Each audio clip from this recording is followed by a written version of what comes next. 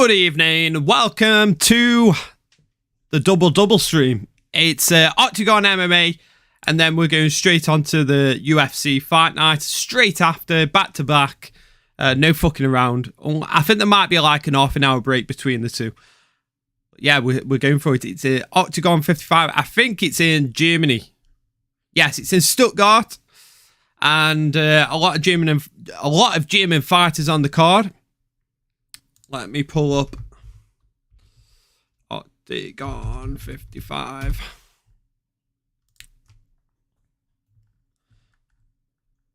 Next is Montenagnik versus Sebastian Il. Sebastian Il is on next. Sebastian Il. Motherfucking Il. So he's on next. They're fighting next. Waiting for them to come out. Sebastian Il. So that's French versus German. In the light heavyweight division. So that's coming up next.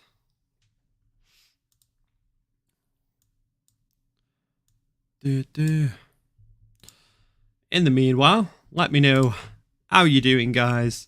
What you up to? All that chitter chatter. I've gone and left my drink downstairs. We'll get that. We'll get that in a minute. Do.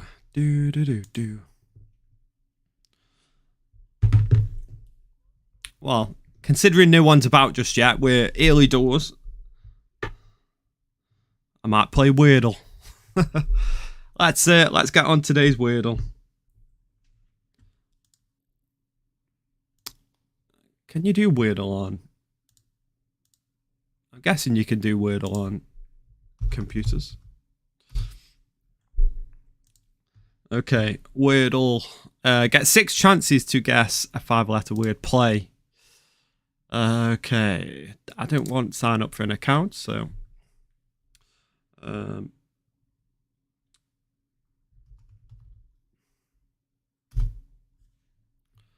okay, the first word was wonky. I went with wonky.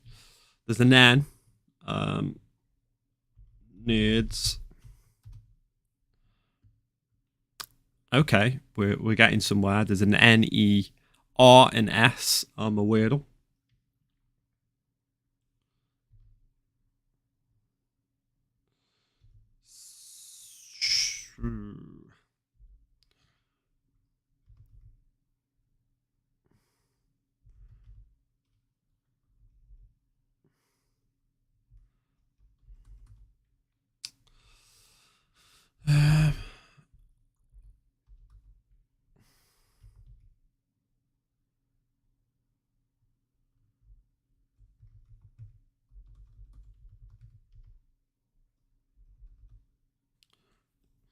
No D.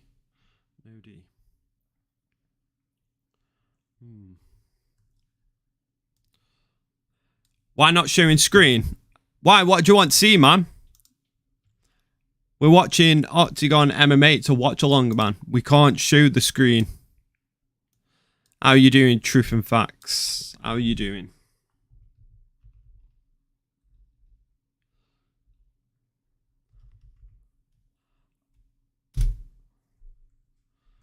Ooh. Got it. Got my Wordle. Risen. Easy shit. Montenagnik is coming out now. Yorick Publius. What a funny I can't believe his name's Publius. His nickname. What a nickname, Publius. Not a nickname that you'd want to have in fucking MMA. That's for sure. Publius is coming out now. Ugh, fucking hell. Ugh.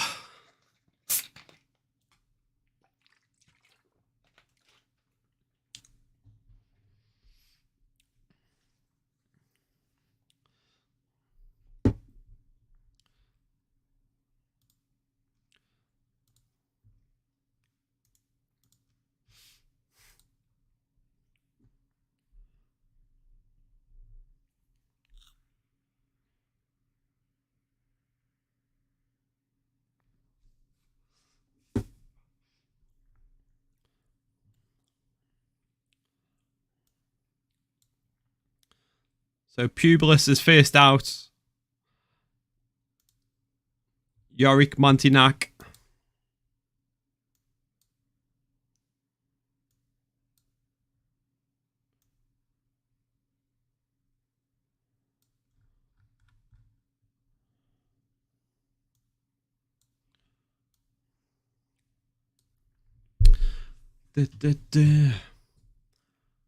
He's milking it. He's absolutely fucking milking it. Oh, fucking hell. He's sidestepping around the cage, but he seems slow as fuck. Hello, Amiri. How you doing, brother?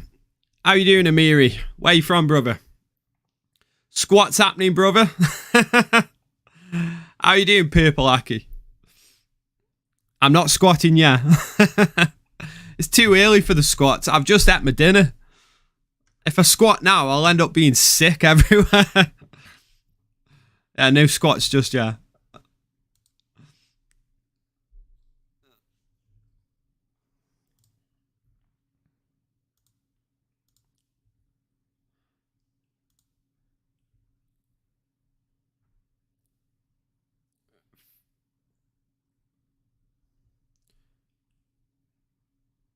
Sebastian Hale, out of Germany. He's 38 years old.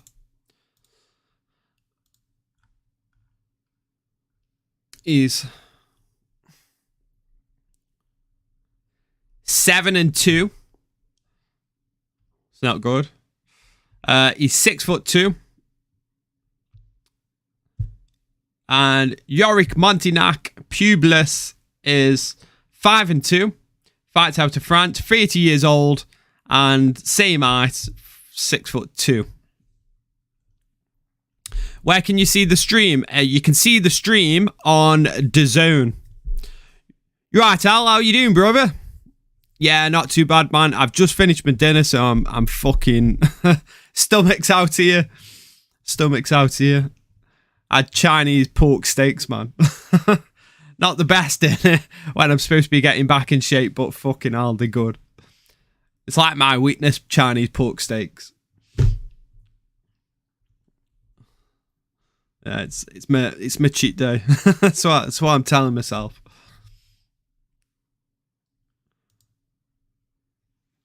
Oh, absolutely fucking bloated though. Right, we've got French versus German. Zariel Buksar, welcome, friend. I don't speak Arabic though.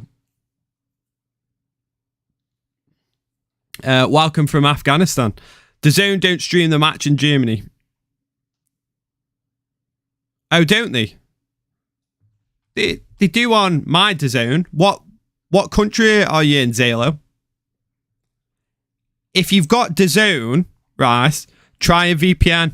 Someone was telling me, I've got a friend in Canada, and he has to use a VPN on DAZN. Because, let me just check. Oh, big right hand. Fucking Montignac's fucking knocked him down. Sebastian Ale is fucking shooting for a takedown. Every hand from Montignac. This is going to be over soon. Ref's looking at him. Amethysts. He's got his legs involved. He's try and go for the takedown. He's gone back to his back. Sebastian Ale. Montignac landing some leg kicks. Fucking hell. What a start for Montignac. Heavy hands. Yeah, you might need to, if you've got a DAZN subscription, just fucking use a VPN. Sebastian Ailes got back up. He's letting back up.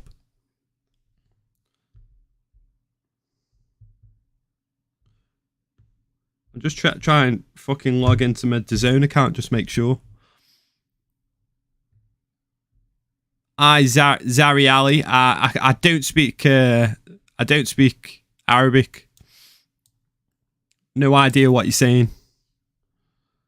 Yeah, it's in the UK. If you can use a VPN to the UK, you should be able to get it on DAZN. Oh, big shots. He's gone to the body. He's on wobbly legs now, Sebastian Ale. This German's getting fucking flatlined.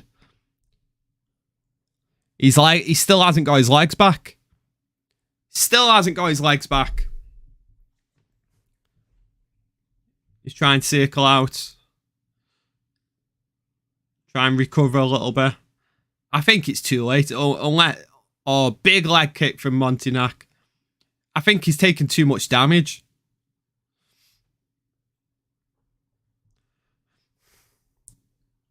Welcome to the stream, guys.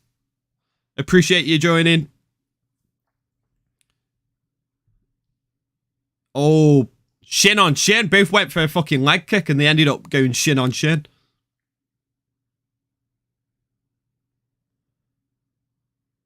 Montignac being patient now. He's not trying to rush it. He knows he can hit the big man, Sebastian Ale. He's just better in every department. He's defending. He's moving out of every shot that Ale's throwing. He's just moving away from. Oh, big left hand. He's rocked him again. Oh, and he's backed up. Fucking hell. He wants to kill the guy.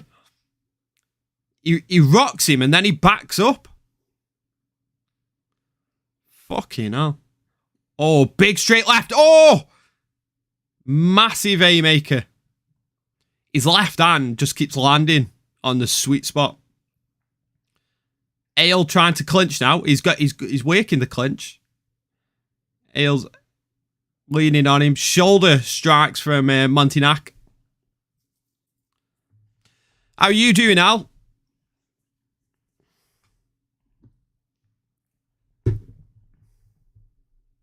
Montignac. He's taking a bit of a breather now on the fence. Sebastian Ale. Not really doing anything. Just try and press him up against the cage. Not looking for a takedown. I think he's just using it as a bit of a breather. Big knee up the middle from Montignac. Montignac try and reverse it now.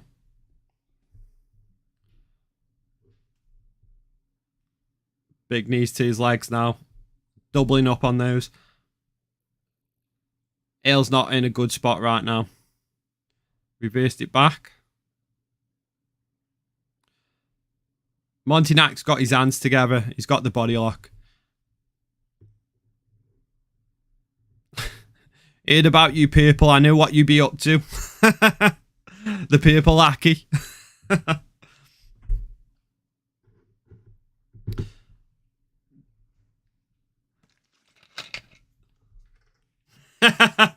Yeah, right, brother.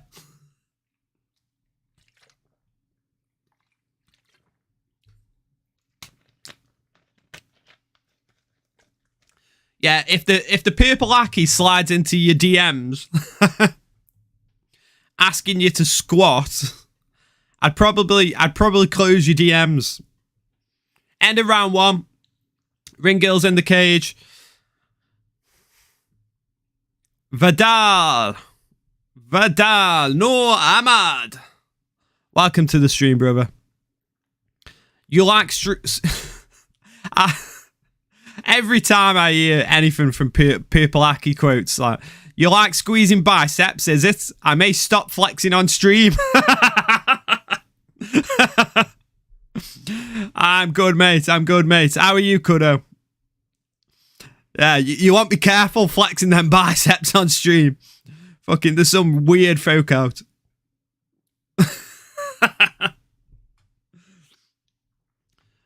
Joe Bar.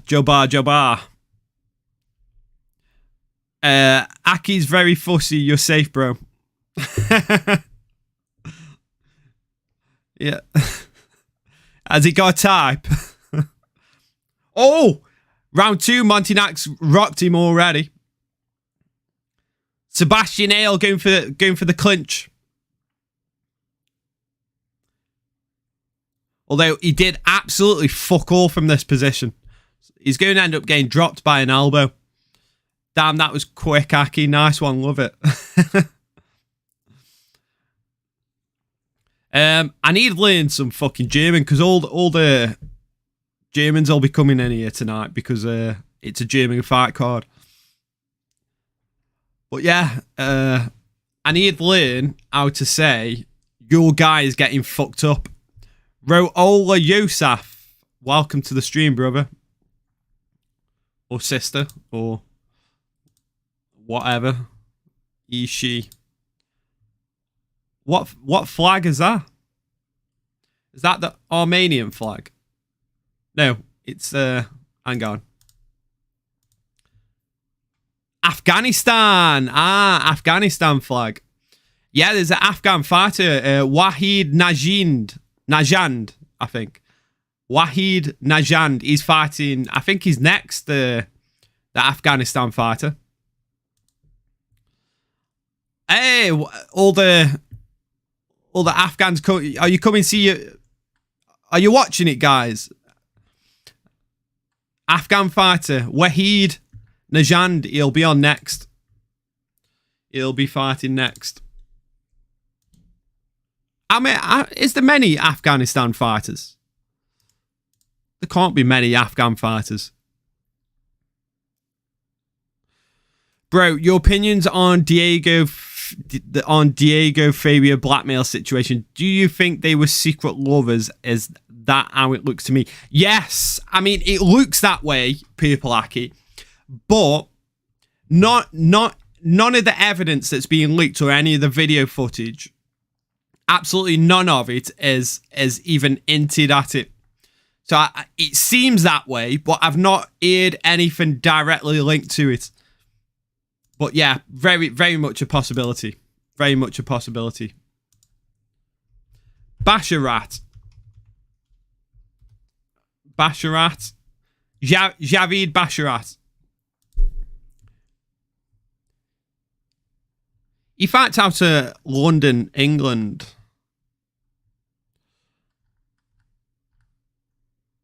Any other Afghan fighters that you can think of? There's Basharat. There's this where Wahid Najand.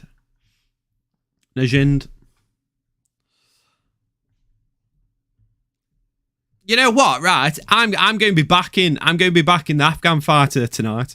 Let's fucking go, Wahid. Let's fucking go.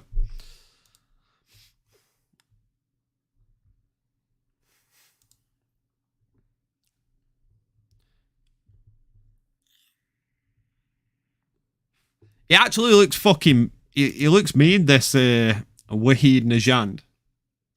Never seen him fight. He's 7-2.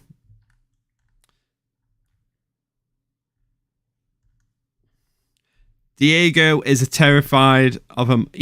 Diego is terrified of a man who he could easily kick fuck out of. Speaks volumes to me. It feels like... It does feel like, Pukač, that... Fabian's got something on him. He's got something on him.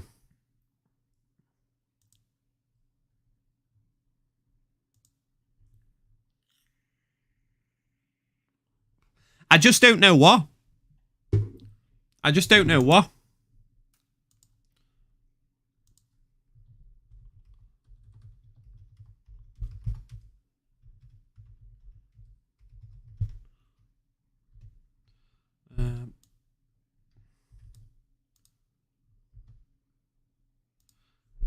Let's go, Wahid.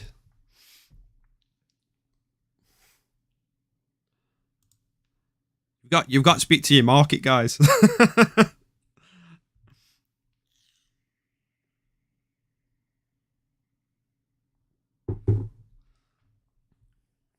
Oh, fucking hell. This German guy, he's just fucking... He's the ref shit. He should have separated this. He's just grinding up against the fucking cage in a clinch. Absolutely shocking. It's probably 1-1 after 2 rounds now.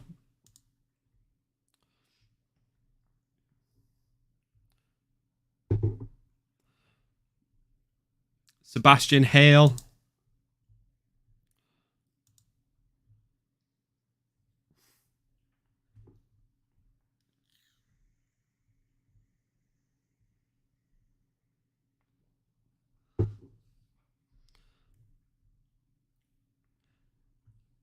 Unfortunately, guys, I don't speak Arabic.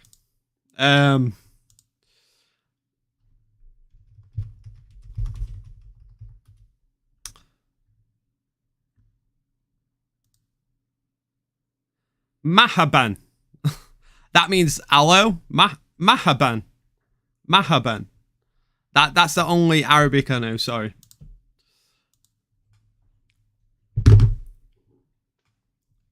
How do I say this German guy is getting fucked up? Because I do want to say that in German.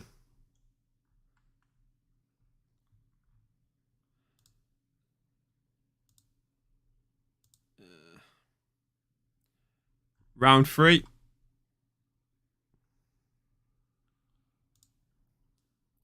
Monty goes to the leg kicks.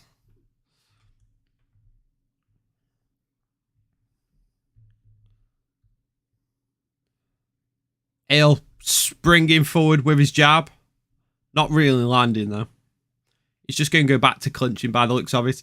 Monty try and go for the big left, but it's mistimed it and Sebastian Ailes got to the fucking clinch. Fucking hell.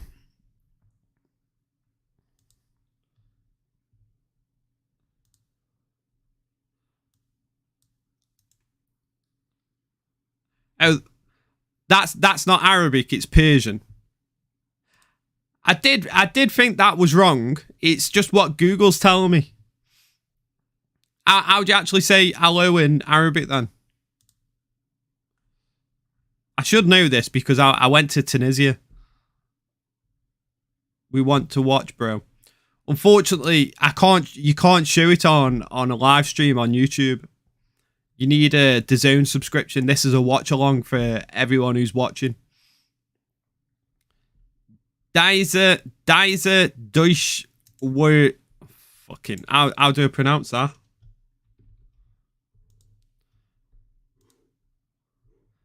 What is? Let's have a look.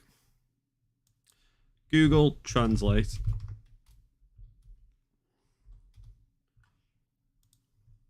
German to English. This German is being screwed over. I like that. Diese Deutschbeschissen. Diese Deutschbeschissen. Something like that. Diese Deutschbeschissen. Yeah, we're going for...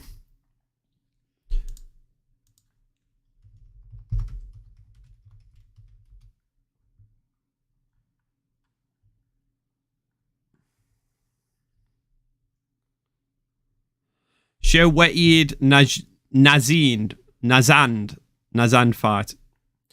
Yes, I just speak. It's commentary. I do commentary.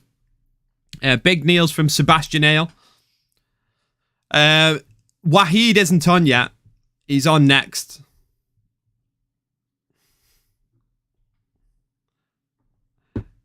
Diese Deutschbeschissen. Afghan clips. No idea what you're saying, guys. Not a fucking Scooby-Doo.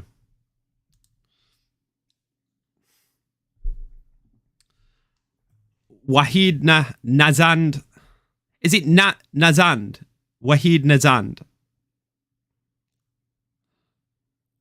No idea what this guy's fucking spamming. Let's have a look.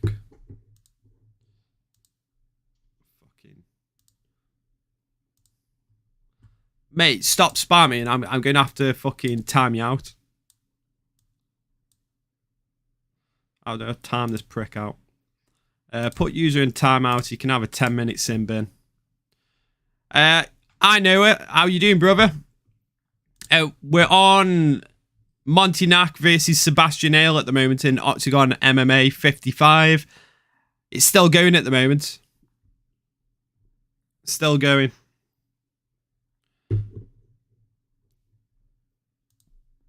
Hello, guys. Unfortunately, I don't speak Arabic.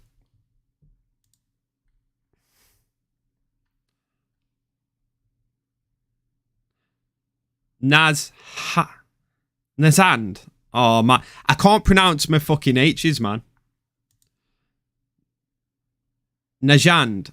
Nazha. Oh, fucking hell. Wahid. We're just going to go say Wahid. Wahid.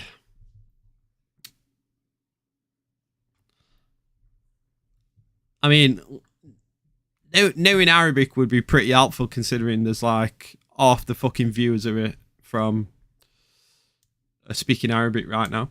But I don't know Arabic.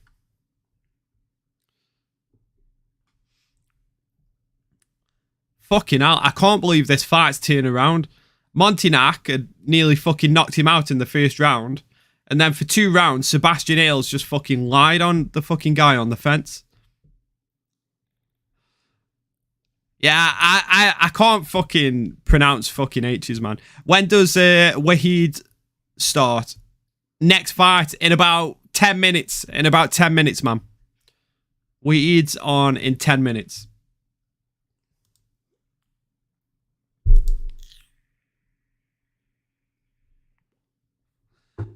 You can't show the fights on YouTube. Basically, what happens if I show the fight, it just blocks the stream. And then I get a copyright ban. So you can't actually show the fights on YouTube. That's why I do watch along commentaries. If I could, I would, but you can't. It is illegal. Please speaking Farsi. What? Please speaking Farsi. Fast.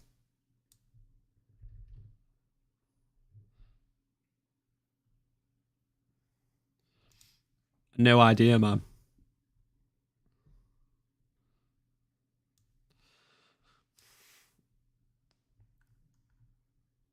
Do you speak Purple Aki? Do you speak fucking German then?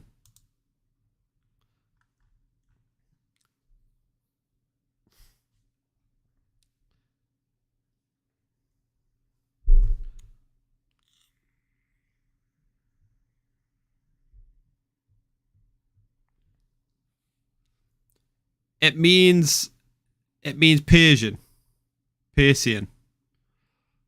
You just smoke and speak. Why you don't show the fight? I've told you, because if I show the fight, it blocks it. YouTube blocks it, and then I get a copyright ban, and my channel gets shut down. You won't find a stream on YouTube. You don't speak German then. You just fucking Google translated it. Oh, fucking Montignac won the fight. He beat Sebastian Ailes.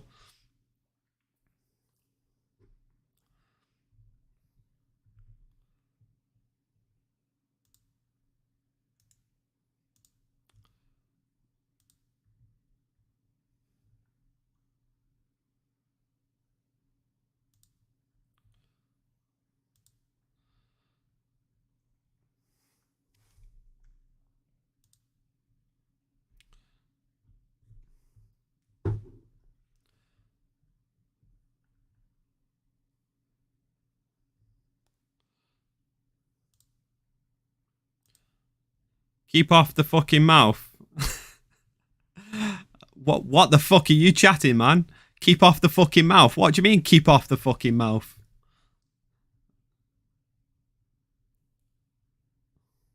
Oh, is that what he means? Don't swear. Please speak in Pashto. I help you. Yeah, if you can help me. But I don't know how you're going to help me, though. Kampf, Jungwirth, Sean.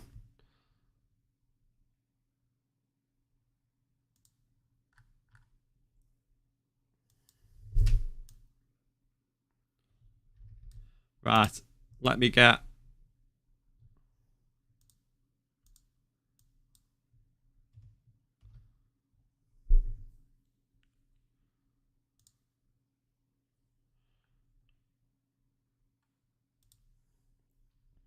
Is Jungwirth already fighting? No. Jungwirth isn't fighting yet. Don't speak Pashto. What the fuck is... I mean, what's Pashto? to be fair, I don't swear this much in fucking real life. Fucking hell. Oh, man. Now I can't stop swearing. Fuck me. Fucking hell. Oh, fuck. Right, I'm just going to stop speaking. I can't help it, man. When I'm on stream, it just comes out. I just need a moment. I need a moment. So Konya. What's So Konya?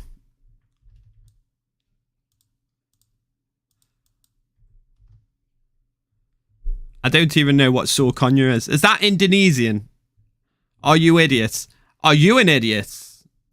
I mean, you're still here, so you know. I just do what I do, and you're the one still watching and not approving. So that's on you, my friend. That's on you. That's not on me. Sorry, guy.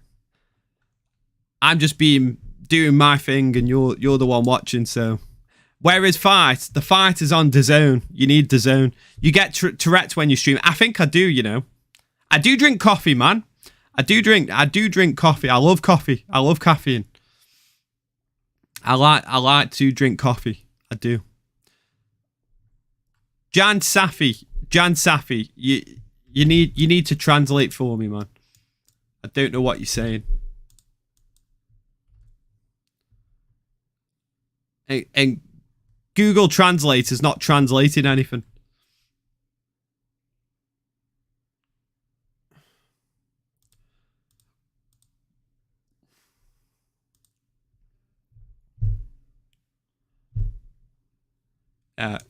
Google Translate is trash. Okay, Wa'id's coming out next. Here we go.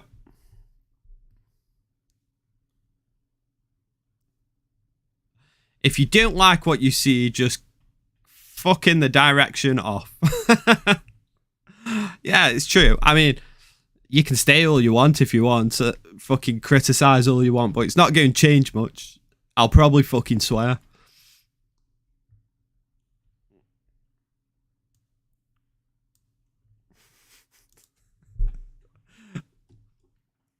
The more I get told do something, the more I'm probably subconsciously going to do it. Not purposefully. Purposefully. Jan Safi is speaking about 9 different languages. Not a clue what Jan Safi is talking about. Wahid is coming out next. Oh, the power might have gone in the building. Pashto, it is a kind of language in Afghan. Okay. So it's like Pashto is kind of like a dialect. Do you have information about the Farsi language? No, I don't.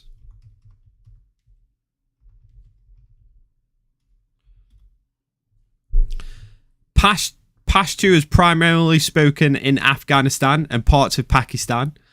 Dari is primarily spoken in Afghanistan, particularly in urban areas. Farsi, also known as Persian, is the official language of Iran and is widely spoken in the country.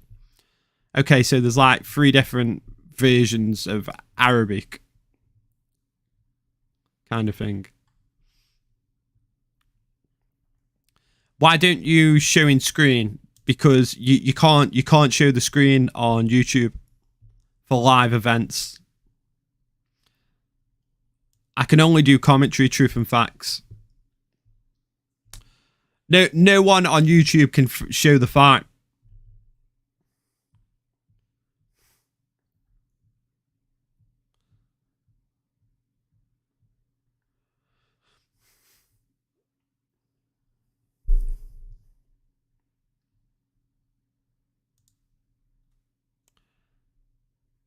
Afghan champion Wahid Nahand.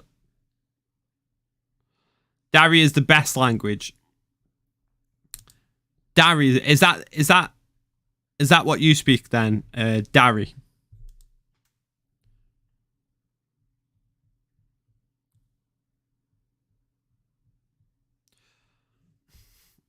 Farid, I've said this before, man. You can't show the fight on YouTube.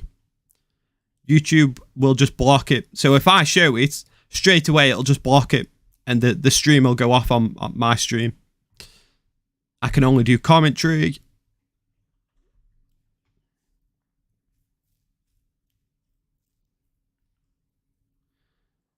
Wahid is fighting number 4 ranked. What's his name? Jakub Banik from Czech Republic. Okay, we'll get Taylor the tape up. Jakub Batnik is 9-4. He's on a 3-fight win streak and 1 no contest. He's 30 years old and he weighed in at 74 kg. And Wahid Nahand is 30 years old, weighed in at 74 kg. He's 5'9", and we don't have any reach on this. He's won 3 of his last 4 fights. He's 7-2.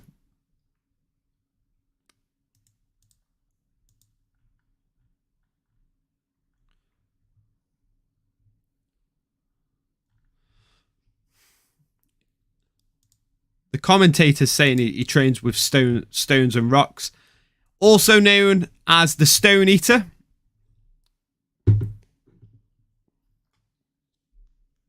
In Afghanistan, speak both of them Pashto and Persian. Okay. You speak both. Are you guys? I'm guessing all you guys are in Afghanistan right now. Are you? Whereabouts in Afghanistan are you from?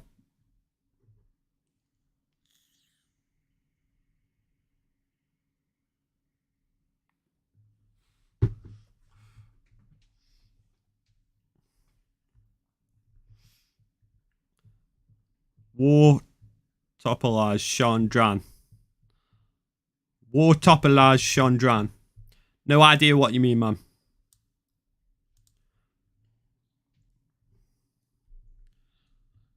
Where are you from that you can't pronounce the words? I'm from the UK. I'm from the UK. It's not people from the UK. It's just a me thing. It's a me thing. I can't pronounce certain letters, certain sounds. That's me. That part, I am a fucking idiot. Wahid's coming out now.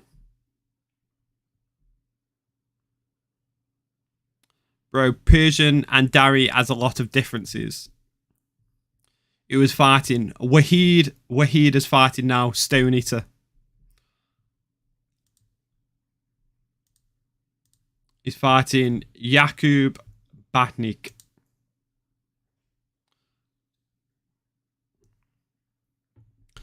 Yeah, DAZN. I'm watching it on DAZN. I can't show the fight though.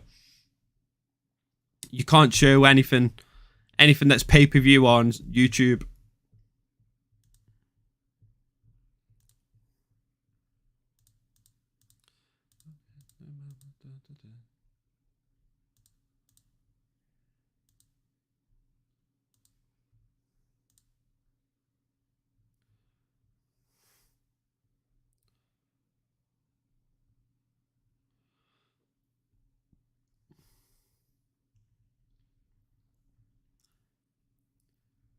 Shut up, Western.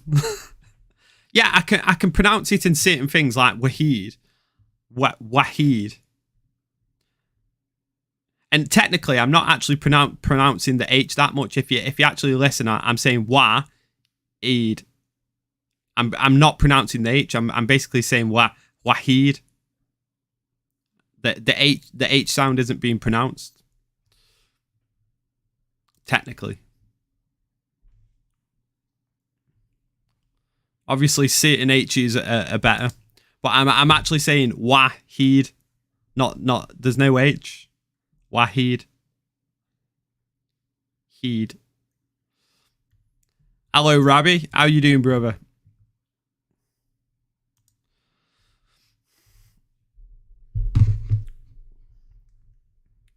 We can pronounce every languages, but you can pronounce just yours language. Yeah, English is a pretty fucking easy language, isn't it? Compared to a lot of different languages. I had a friend who learned Arabic, and he said Arabic was a really hard language to learn. So I guess learning, if you're born native to certain countries and your language is more difficult, I guess a language like English is probably a lot easier. Can you put the link of Real Match? You have to pay for it, man. It's on the Zone.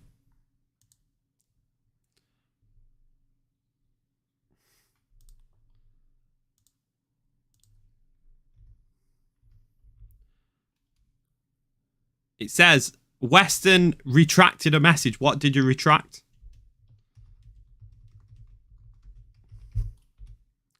The fight is starting now. Fight starting now.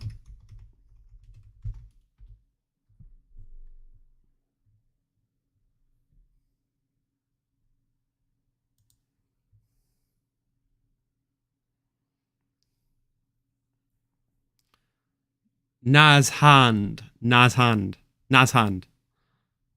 Wahid Nazhand.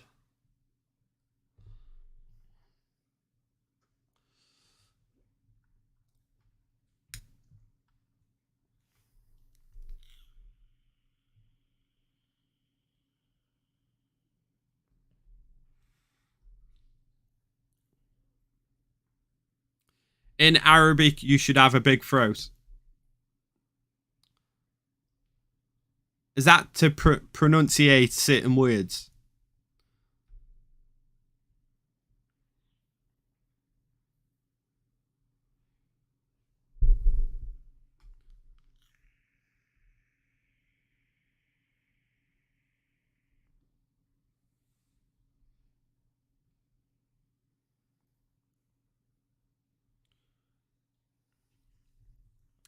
Fight starting.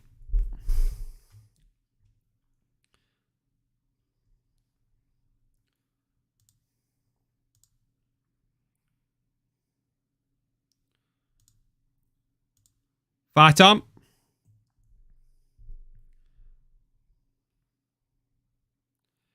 Both guys strikers.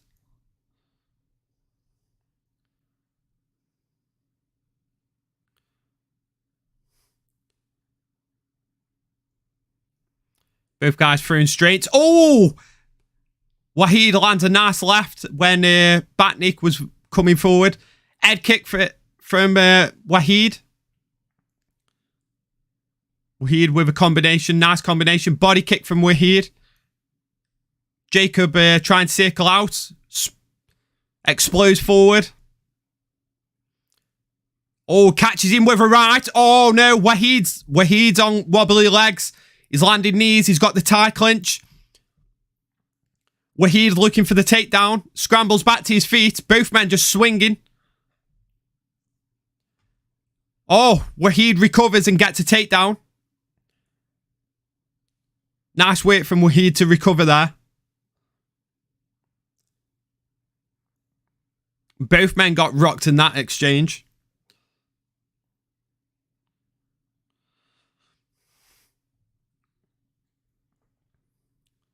Wahid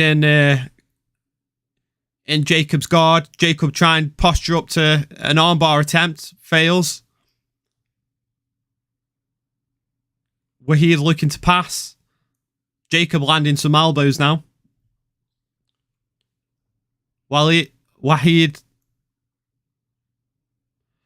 he needs recover before he starts trying to pass guard. Big elbows from Wahid. Nice. He just needs to stay in this position, recover and throw some elbows.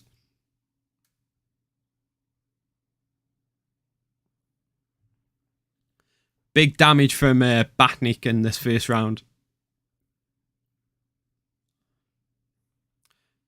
Batnik gets to his feet now, scrambles up against the fence. Wahid looking for... He's got a single leg. He's looking for the takedown again. Batnik defending. Still clinching. Batnik looking for some eye knees now. Wahid's got the underhook in the clinch up against the fence.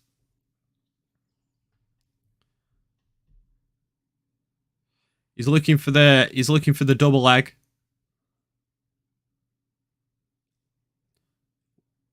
Is it what Waleed? Waleed. The commentators are saying Waleed.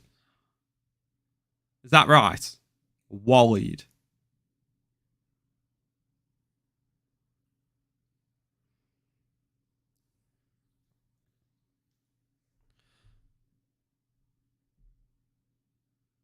Still looking for the single leg. He's gone back to the clinch now, what Waleed does.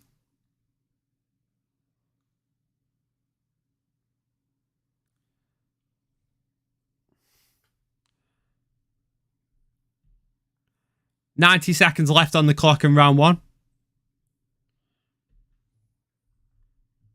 Big knees in the clinch from Wahid. Oh, big body shots, big body shots. Wahid swinging big now. He needs to calm it down a bit because he got caught last time he did this. Banik is pressing forward slowly.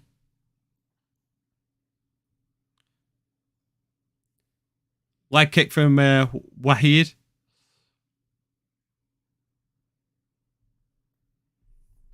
Oh, Wahid gets caught from Batnik straight right.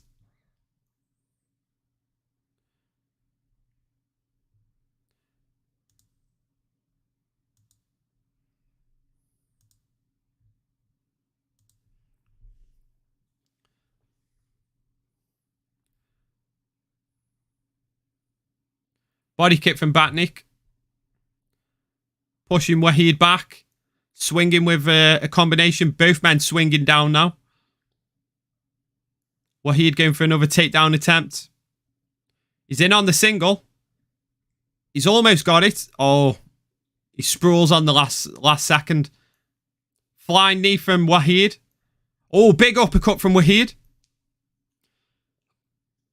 And that's the end of round one. Big opening round that was. I mean, it was mostly Wahid, but I think the damage came from Batnik in that first round. So it's going to be... Probably goes to Batnik that first round. It's 1-0 Batnik. Okay, we got the timer up for the next round.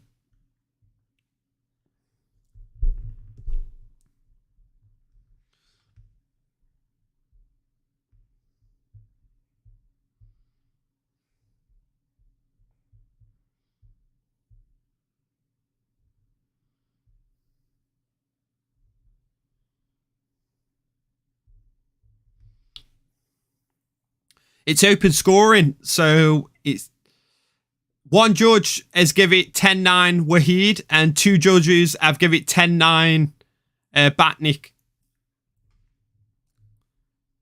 with their open scoring. So each round gets scored during the fighter's break.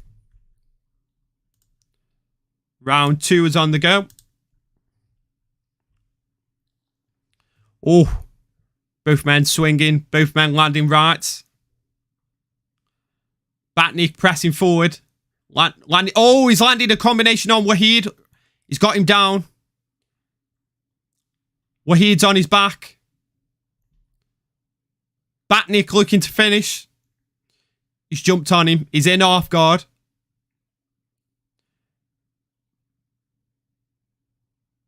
Big shots now from Batnik. Wahid has recovered to guard. Oh, it's not looking good for Wahid at the moment. Wahid's looking for a leg lock. He's got it. He's got it. He swept him. Wahid's in top position now. Milan Batyi. Hello, Discord. My Discord. Hang on.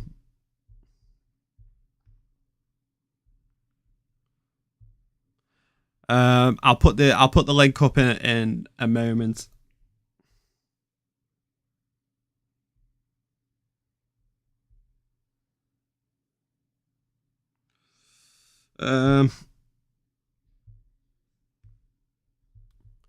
Wahid's on top. He's just got pushed off by Batnik.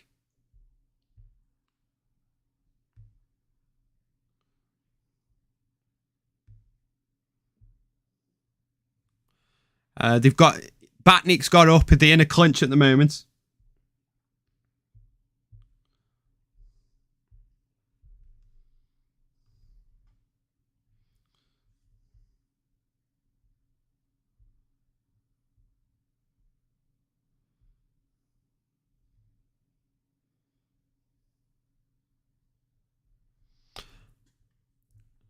Well, he's managed getting back down. He's got the legs locked. Trying to take the back at the moment.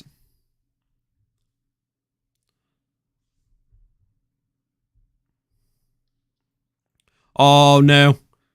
Wahid slips off.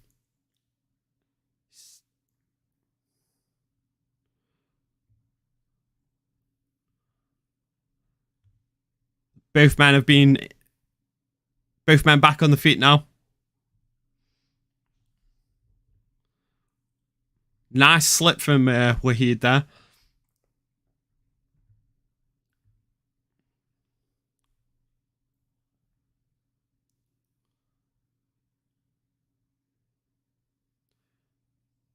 Both men land the left. Well, he shoots for a takedown. He's in on the double leg. He's got the double leg.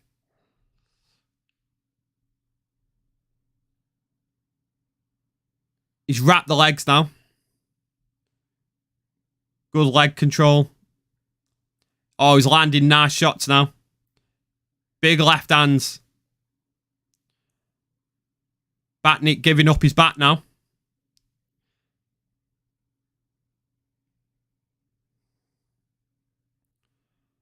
Trying to get the hooks in, but he's struggling to get the hooks in right now. He needs to be careful, otherwise he'll get shaken over.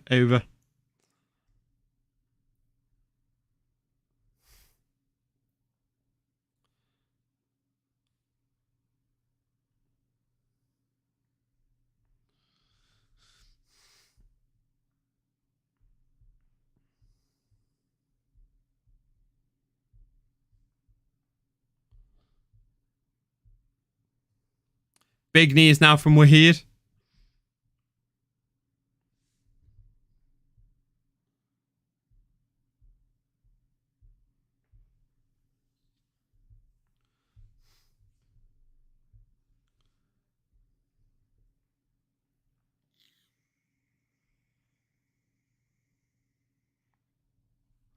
Another big knee. Just wrestling up against the cage. Batnik is on his knees. 20 seconds left.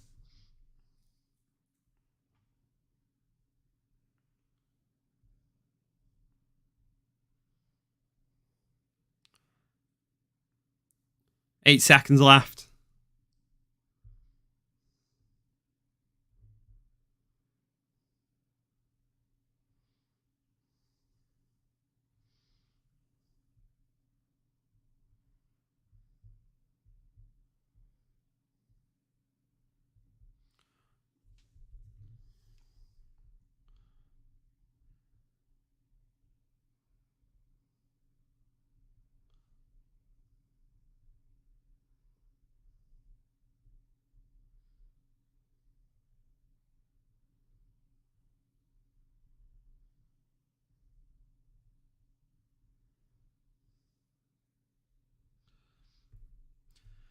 End of round 2. Here we go.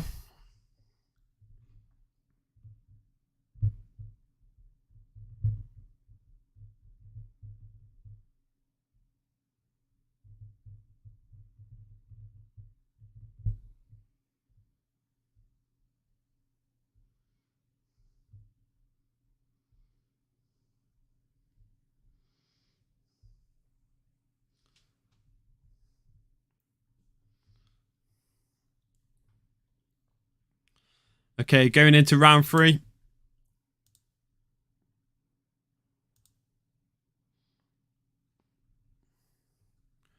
Third and final round.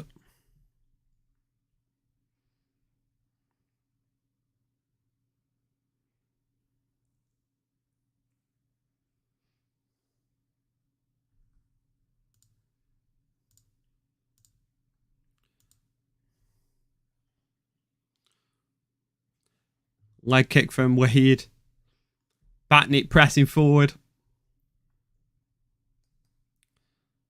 Oh, front kick from Batnik. Completely misses. Completely out of range.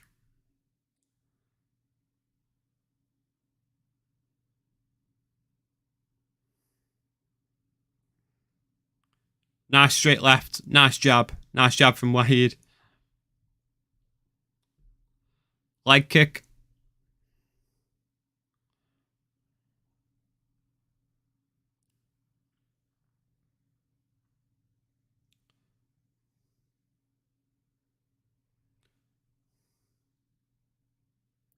Batnik goes to the body again.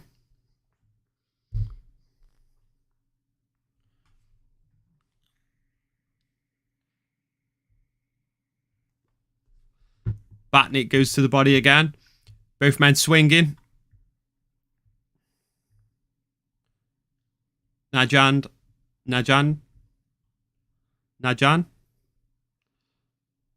I feel like the commentators are saying the names completely wrong.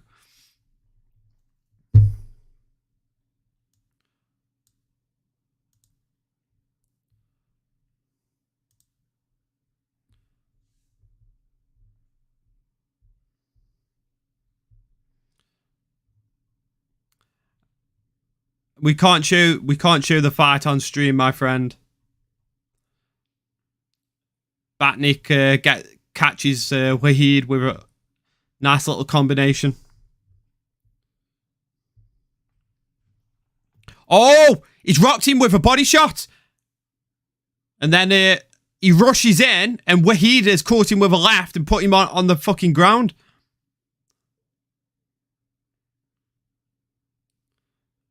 Wahid on top now.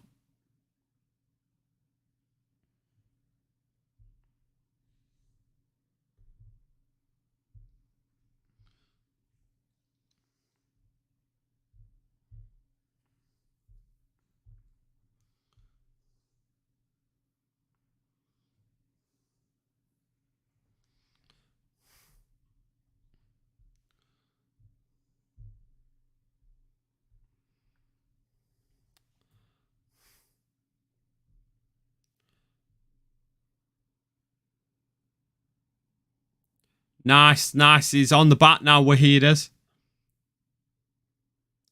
Oh, he's got the hooks in.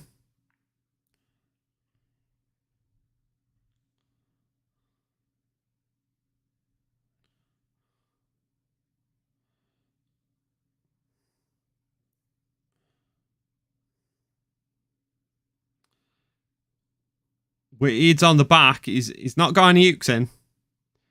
He just needs to start landing some... start attacking a bit more. And he can steal the round.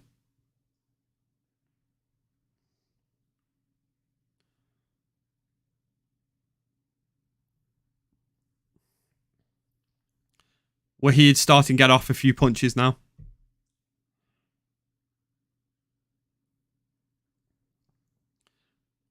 Wahid's winning the fight right now.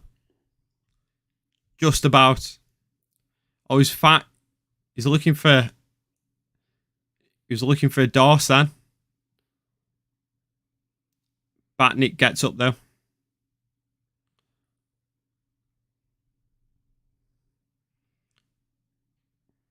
Oh, Wahid went for a takedown and he's ended up giving up mount in the process.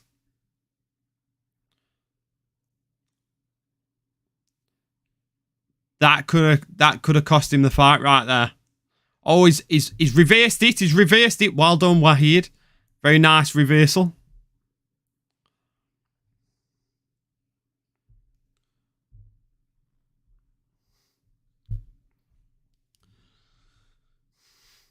Very close, very close.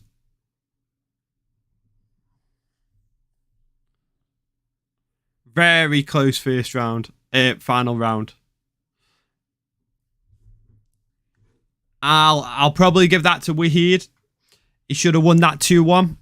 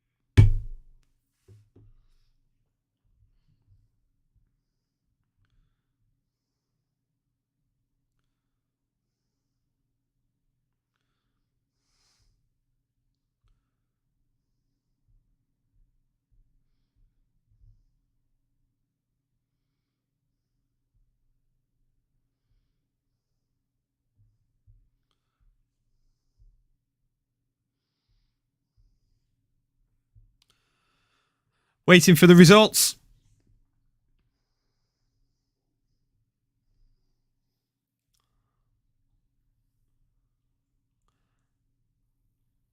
It should go to Wahid. He had more significant punches, more control time. It was close though.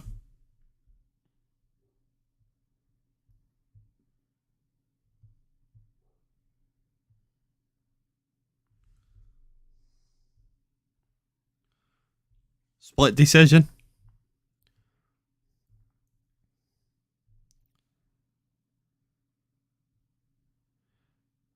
Nahid Najand has won by split decision. Well done, Afghanistan. Right, now we're moving on to the next fight. No fight. There's no fights on Discord, man. I'm watching it on DAZN.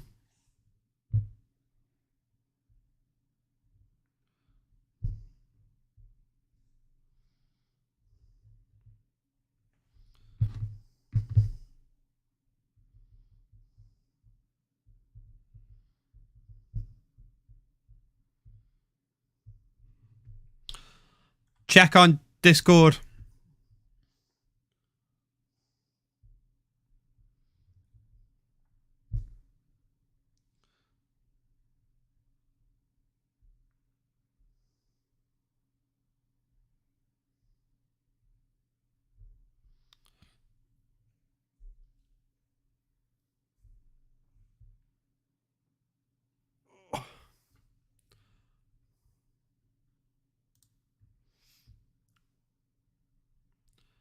In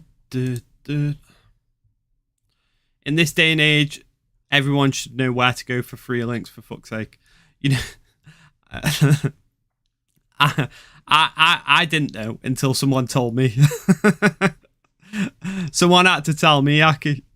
I'm a bit of a pleb with stuff like that, because I usually pay for everything. I've got a DAZN subscription, I've got a Fight Pass subscription, I've got Virgin Media. So I end up really paying for everything.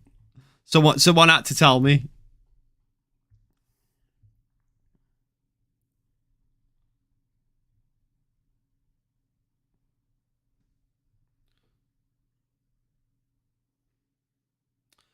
Yeah, man, he won. Split decision. It was close. I get a pass. Nice one.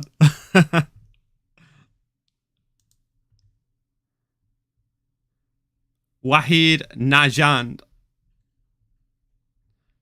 Wahid Najand.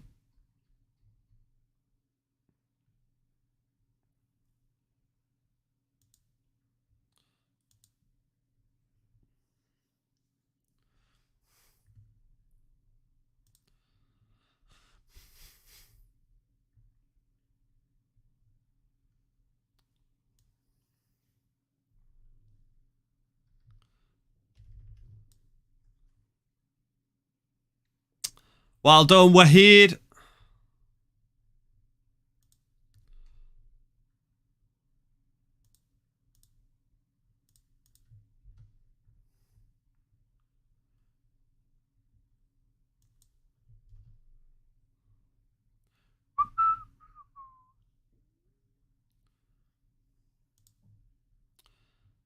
Where is the Oktagon event? It's in Stuttgart, Germany.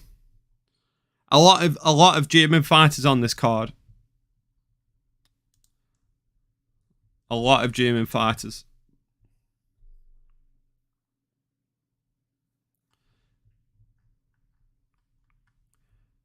No British fighters on this card.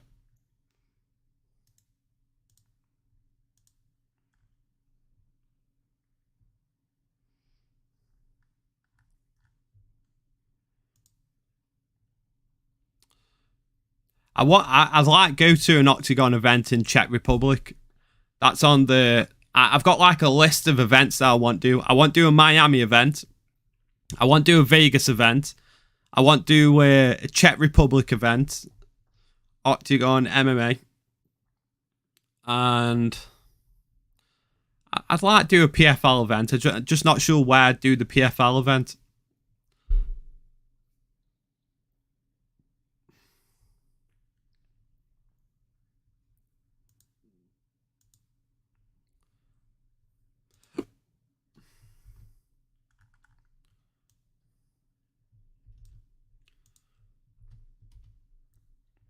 Is Jungwirth fight right now? No, Kevin. There's 1, 2, 3, 4, 5 fights to go. Five fights, yeah. Until Jungwirth. No, Kevin, no. 5 more fights. They do some PFL events in Cardiff. Yeah, I'd like go Polaris. I'd like to go Polaris in is that in Cardiff? I can't remember where it's South Wales. I know that. I'd like to do Polaris because I was supposed to go. We were talking about that the other day, weren't we? But yeah, I'd like to go an event in Cardiff. I've been in Cardiff before. I went to see some is it Monster Jam or something? Like monster trucks. Is Shoba next? Little Beast, let me check for you. No. Shoba. There's 2 more fights until Shoba fights. 2 more fights. 2 more fights.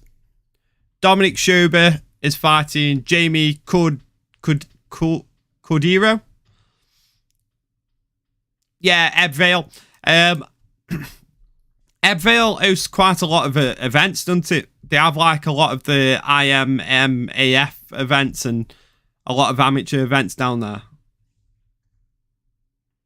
There's a massive MMA scene in Wales. And I predict in the next 5-6 years we'll see quite a lot of Welsh fighters in the UFC. Or on the pro circuit at least anyway. But I expect at least 4 or 5 Welsh fighters in the UFC.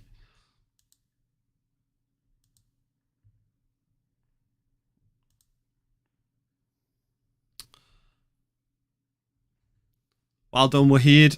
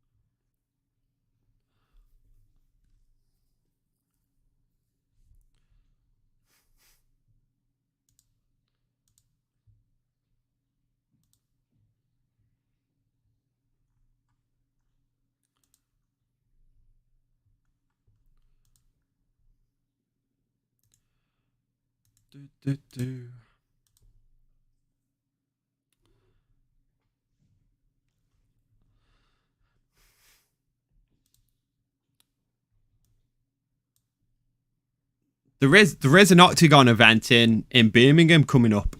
Yeah, I do watch BKFC, but only the big fights. I've not watched too many of the BKFC events. Just the ones where the kind of big fights like the Mike Perrys, the Luke Rockholds, the Alvarez fights, stuff like that. The big ones. I've not watched too many outside of that. How about you, Aki? Do you follow BKFC or do you watch just the big fights?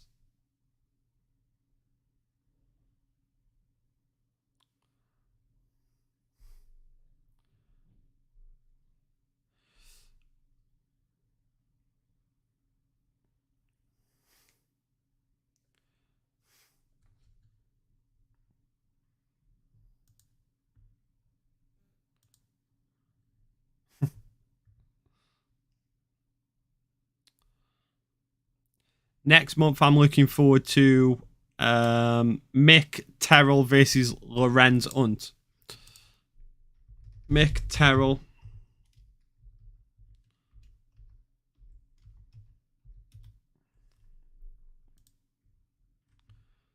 Mick Terrell versus Lorenzo Hunt. Is that for a title there?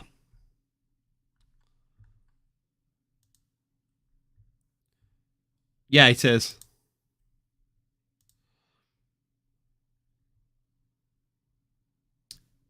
Is that heavyweights there?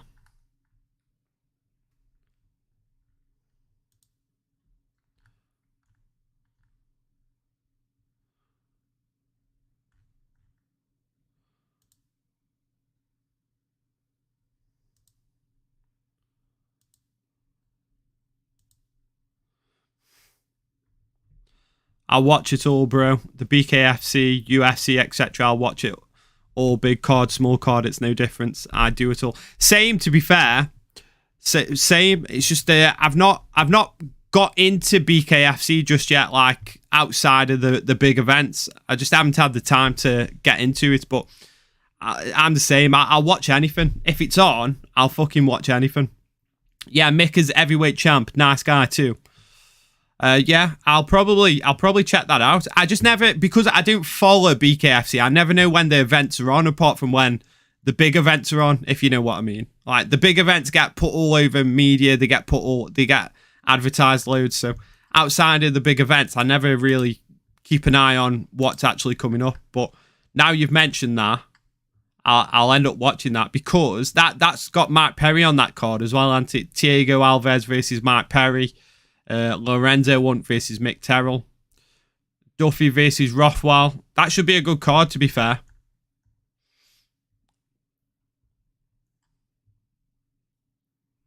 On the 27th of April. That should be good. On the Perry card, yeah. Yeah, that'll be good.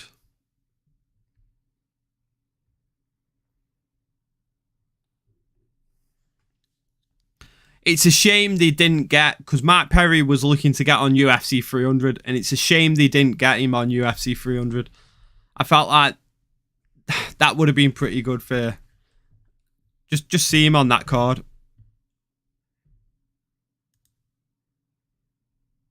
Jack Rabbit, where can we watch it live? Anyone knows? I can't say, man. I'm watching it on DAZN. I have to pay for it. Hunt is the pound for pound number one, but I'm leaning towards Mick. Damn, you're going to be live till 6 a.m. Yeah, man. Doing a double stream.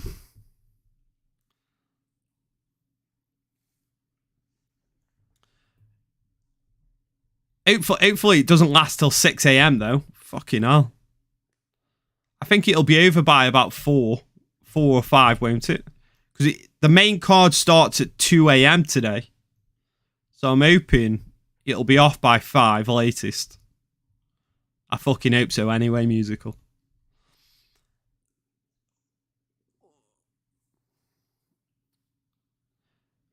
Hunt is the pound for pound number one. That Lorenzo Hunt, though, from what I just saw, he fights at like a lower weight, doesn't he? He's moving up to heavyweight. This is his first heavyweight bout. It says here he fights at middleweight and light heavyweight. So it better, yeah, Aki, it better be done by 5, man. Jack Rabbit, free stream 1, bro.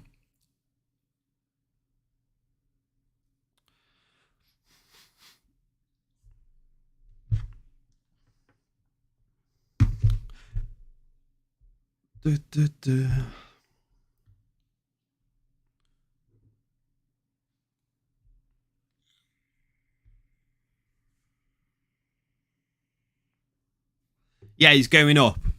That should be a decent scrap then. It's got favour. It's got favour the fucking heavier guy though, hasn't it? It's got to.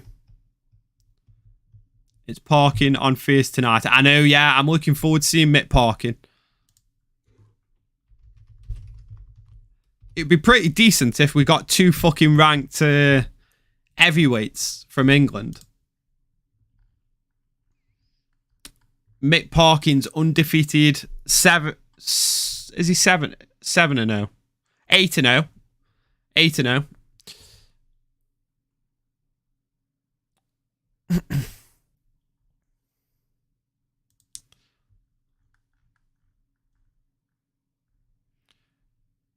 Hopefully you can beat Matt Amid-Usman.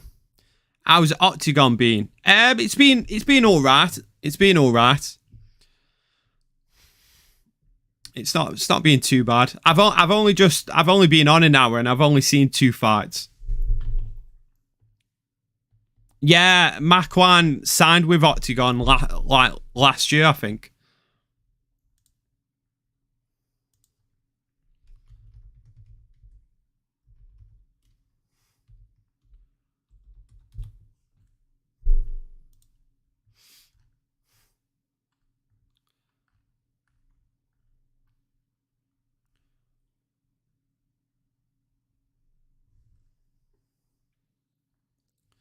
He lost his debut though, didn't he, in Oktagon MMA?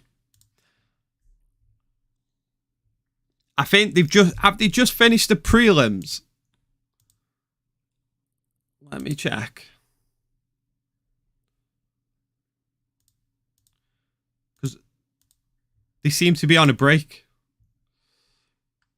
Oh no. There's one more fight on the prelims. They must be running quite early then.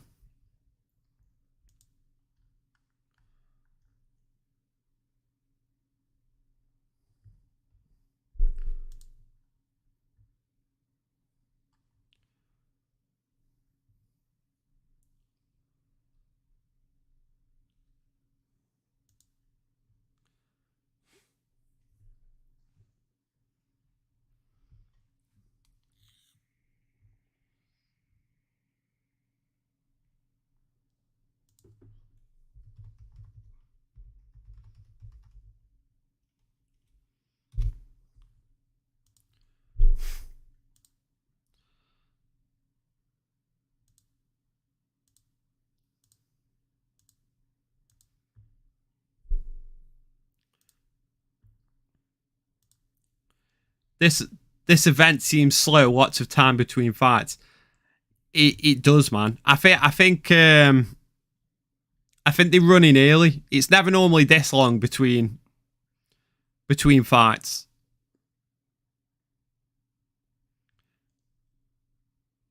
I think because this is the last prelim, they weren't expecting the main event start so soon.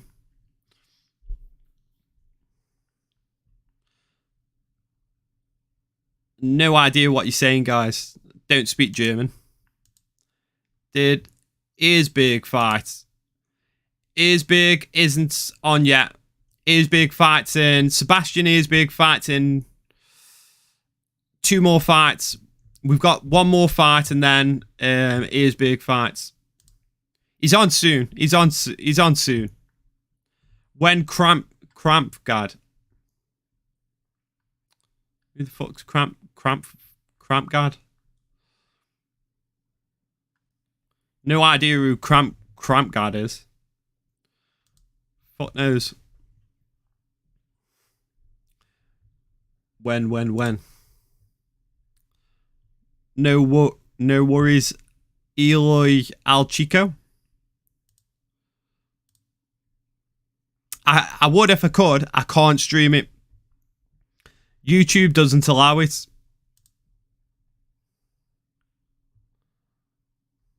It just blocks it, man.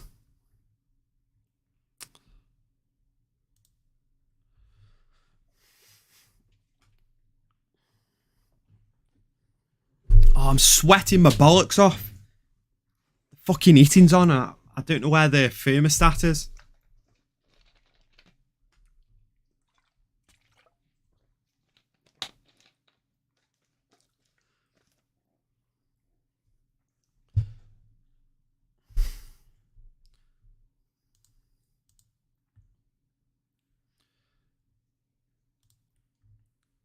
Oh, I think there's a nice little break now for a bit.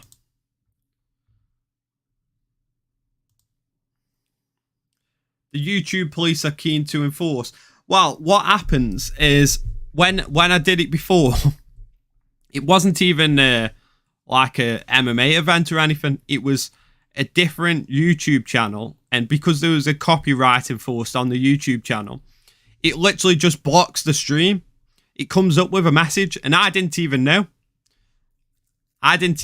People in the chat started going, the screen's gone off, and it's come up with a copyright warning. So, it is what it is. I can't do anything about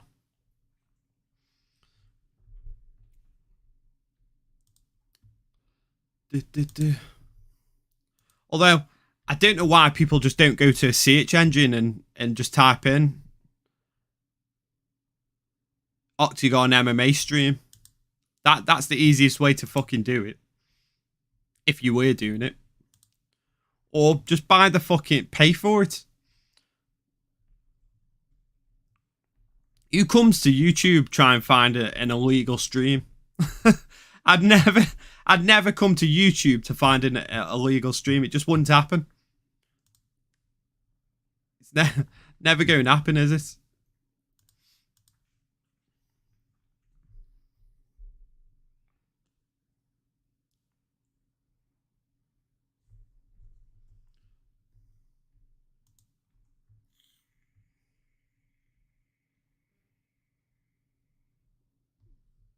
Yeah, the fighters are coming out now. You've never paid for any event. You know what it is, right? You know when fire sticks first came out, like everyone was having the fire sticks and they were all like dodgy boxing it and everything. Fire sticks just piss me off infinitely. Like even streams, most streams, they buffer all the time. I think they're better now. They're way better now.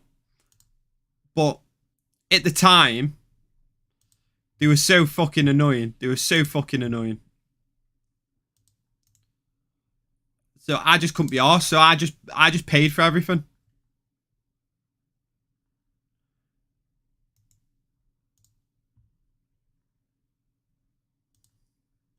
I just couldn't be arsed with all the buffering and all the fucking lags, and so I ended up paying for everything, man.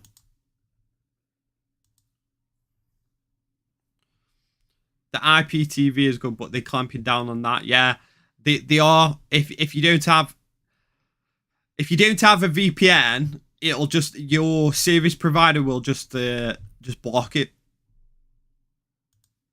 I know people that's happened to, man.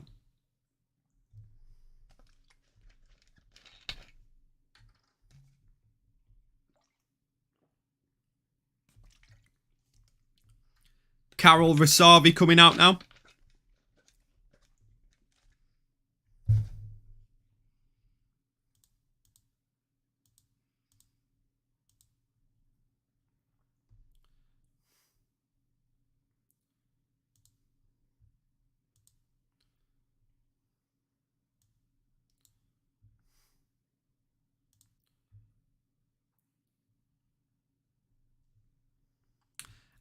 How much will a numbered event cost?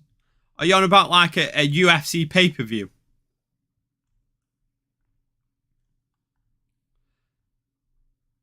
It depending, because how it works now is you just pay for, well, it's TNT Sport now. It used to be BT Sport, but you'd pay. I used to pay like £60, and BT Sport, TNT Sport was part of that package.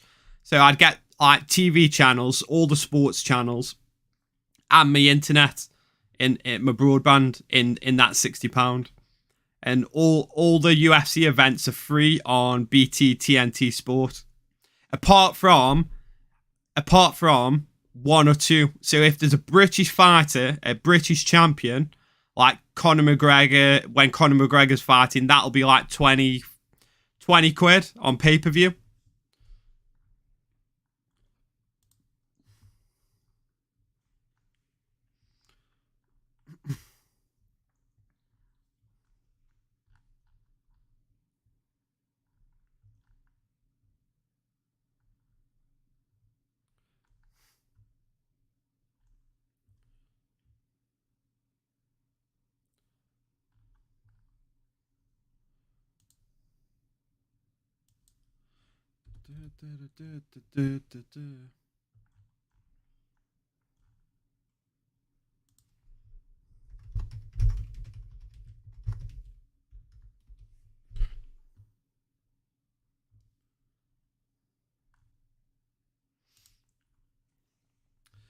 Pay-per-view are $79.99 in the USA.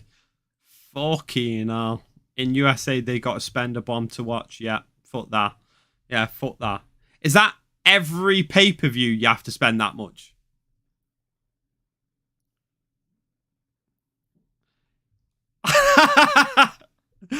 Fucking hell, just as I was talking about what porn fucking searches YouTube for a live stream. Well, there's that guy. No way.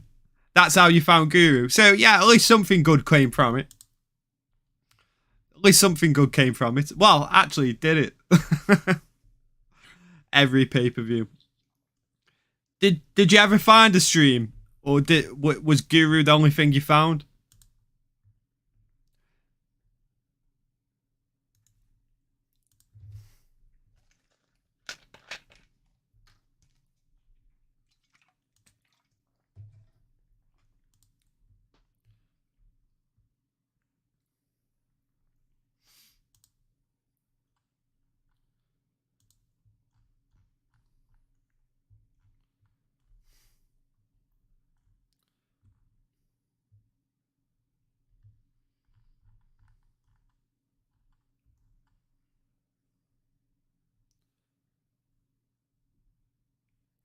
Fighting out of Slovakia.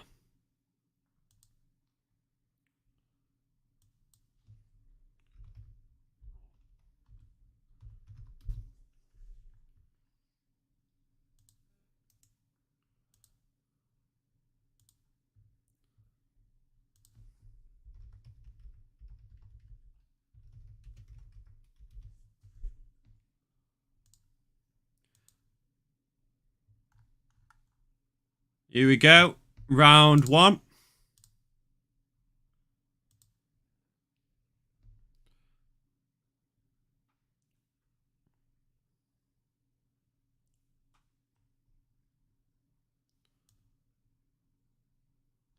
They're waiting for the doctor. The doctor's fucking done one. Mario's entered the fucking stream. Mario. 80 times 12 and your normal subscription, I'm guessing. Fucking hell. Every pay-per-view. Every pay-per-view. I've only had a computer for like 4 years. Okay, fair enough then. I'll let you off then. I'll let it slide. To be fair, I wouldn't have known that. Your fucking editing skills are pretty fucking decent, man. I think I did one, which is why I would search YouTube.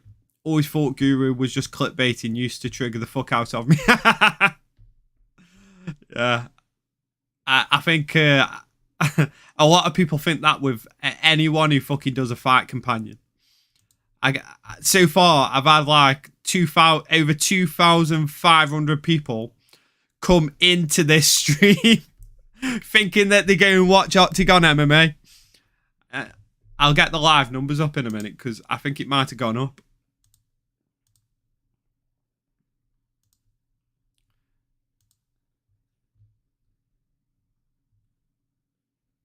$2,400 people have come into this stream trying to watch the fight. Mario, no fight for you, Mario. No fight for you, Mario. Mario, there's no fight for you. There's a fight for me. There's a fight for musical MMA and Western and Purple Aki, but there's no fight for Mario. Where are you from, Mario? Oh, the fight's kicked off. Hang on. They found the doctor. The doctor was chatting some beard up in the stands. Leg kick from Tolpage. Oh! He's caught him. Landing a nice combination. Oh, he's fucking pouring it on. Oh, he's fucked. He's fucked him. Rasavi. Oh, he's out. He's clean. He's gone. He's dead. Fucking hell. What a knockout. Fuck me.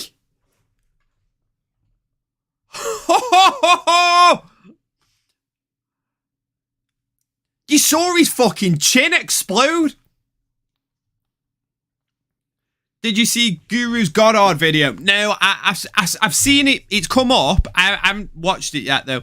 I was prattling about earlier and I watched Roadhouse, so I didn't have a chance to watch it. And then I jumped on stream, but I will probably, depending if I've got time between Oktagon and UFC starting, I might watch it. If not, I'll watch it tomorrow morning.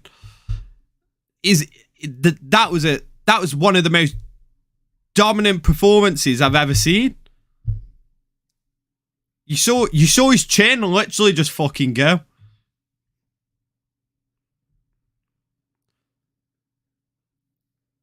He looks absolutely fucking phenomenal. Phenomenal. Phenomenal. Phenomenal.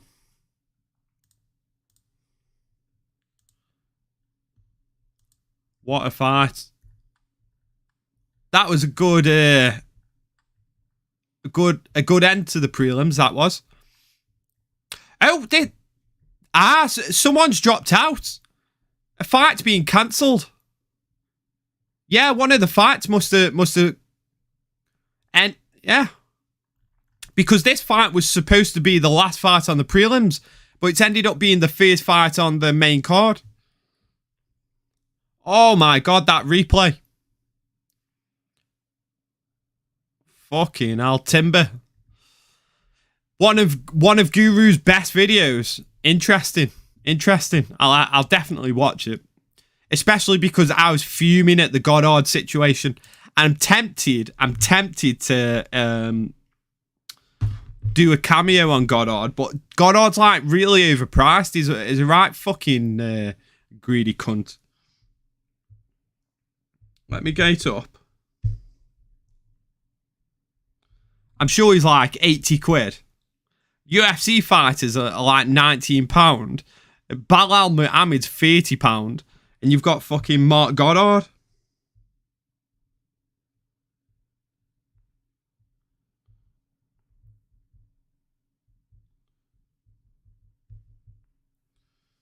Mark Goddard, let's have a look.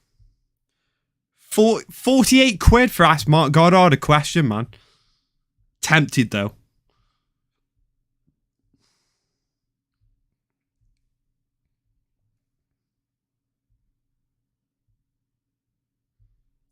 To be fair though, Mark Goddard, he puts on, he's involved in the Brazilian Jiu-Jitsu community, and there's an event in Stoke-on-Trent where I'm from that he co-promotes it with someone else, and sometimes he turns up at the event. So I might go along, see if he turns up, and then put him on the spot about Guru.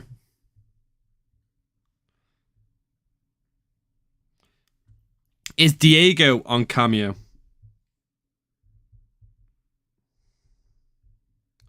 Good question. He fucking is as well.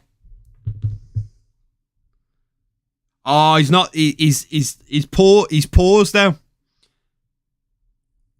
He's currently unavailable. He is though. Let's see if Joshua Fabia is.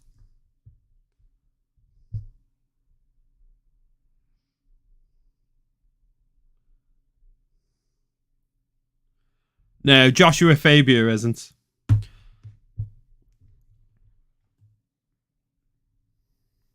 If you ask Goddard if he's seen Guru's recent video on him, I'll make sure Guru sees it. So let me check when this event is. This event, because I'm not paying £49 to ask Mark Goddard a question, but I will go along to this event that's in Stoke. Role models. Let me check. I'll take my camera just in case he's there. and I'll fucking harass him.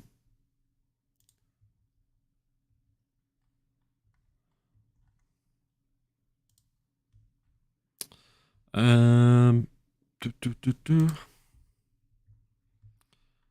it's on April 21st of April. I've got teammates competing, so I'll be there. I'll be there.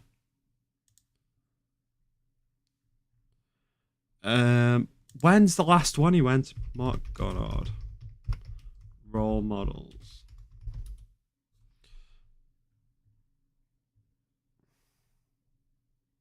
So sometimes he actually competes at this event. He competed. The last time I think he was there was 2022. We'll see. We'll see. Why? What's he going to do? What's he going to do in real life though? Like, he wouldn't do anything. And I'll be with all my team. I'll be like, all my team are going to be there. What's he going to do? Kick off at a fucking jiu-jitsu fucking event.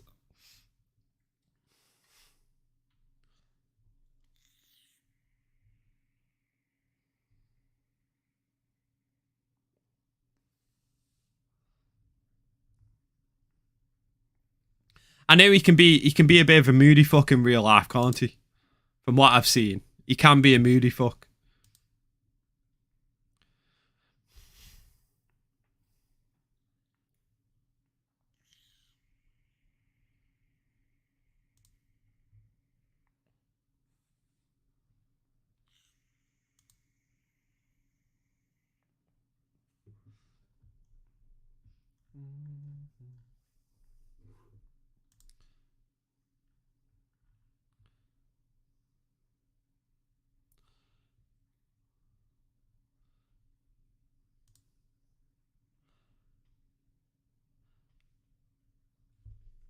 I don't think it's brave. I honestly, I don't think I've been in confrontations, so I'm fairly confident that he won't do anything. He's too high profile to do anything.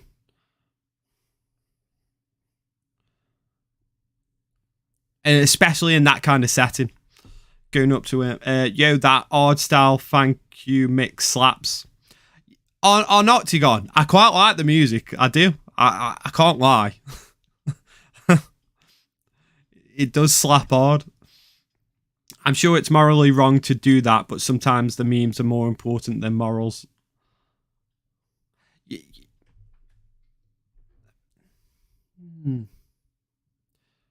I'm trying to think.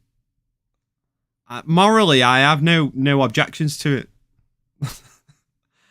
I mean, I'm not going like get in his face if he's there.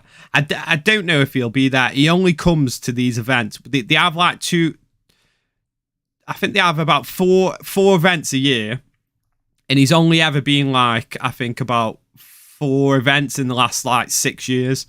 So it's very doubtful that he'll actually be there.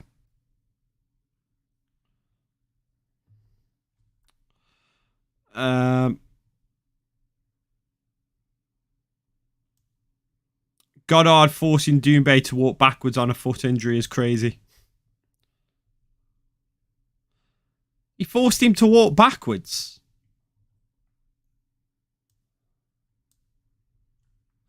I have no objections to it either. I want you to do it. Yeah, I bet you fucking do. for the lols, for the fucking lols. It wouldn't be that. I don't think it would be that intense, to be fair. And if it did, it would only play into it anyway.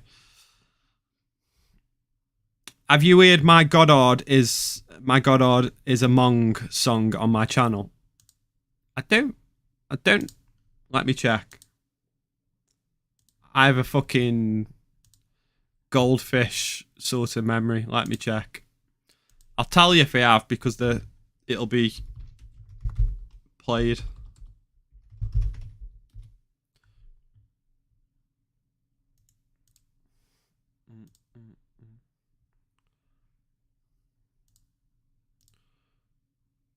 How you doing, Sin Saint? Anyway, are you? I'm guessing you're watching Oktagon. Did you just see that knockout then?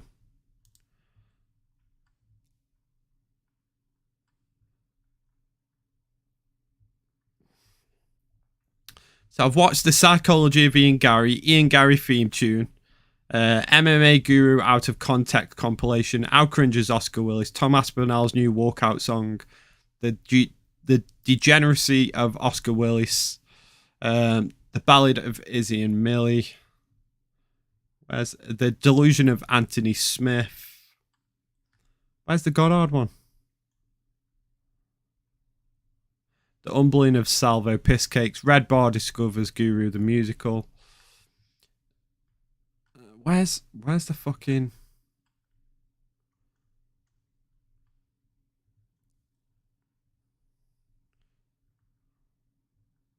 MMA Guru theme. I'm gonna have to fucking... Goddard. Oh, the Ballad of Goddard and Ardy. I haven't actually seen that. I haven't seen that one yet. Oh, there you go. Yeah, when he waved the fight off, he like walked him back to the cage, pushing him for no reason. I didn't actually see that because of all the drama, because I watched it live. And I remember all the controversy, and the cameras were like cutting back and forward. I wasn't paying attention to it at the time. I think I was just raging.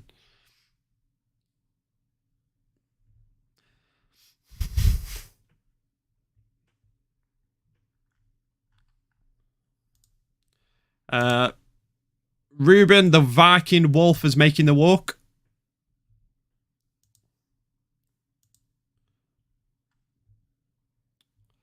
That's the one. I've got time now, so I'm going to stick it on.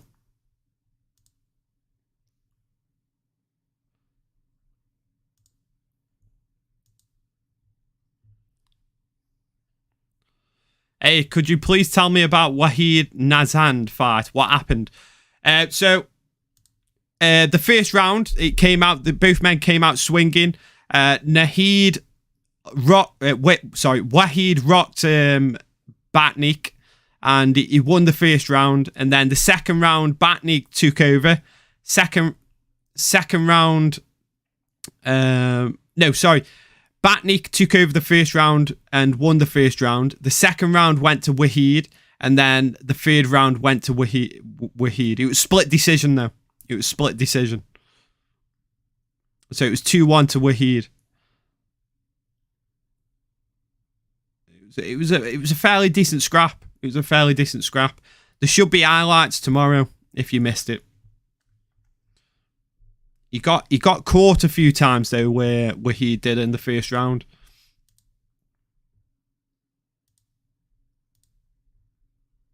Right, back to the song. Wop, wop, wop.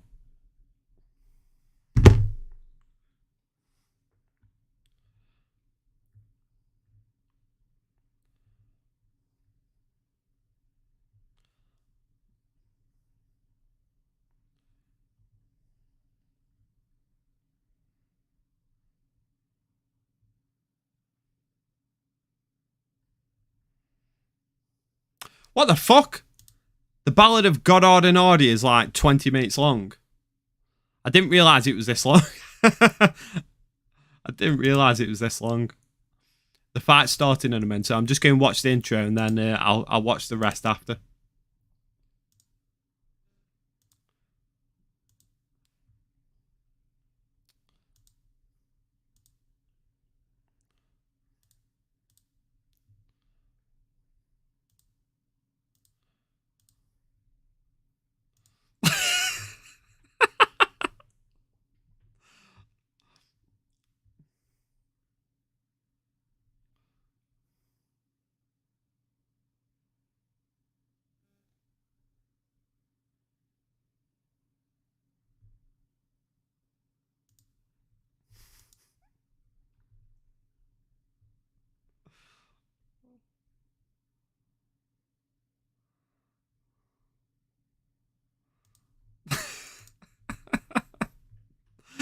Fucking hell, man.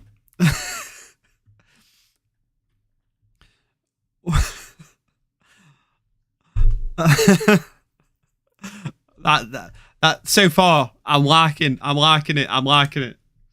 And round one's just kicking off. I'm surprised Guru didn't bring up the Alder Markey DQ that Goddard did. Guy Alder choked for less time than Ortega. Goddard tried to manhandle him back to the other side of the fence while yelling. Goddard gave him the DQ for pushing back once and framing. What the fuck? I need to check that out.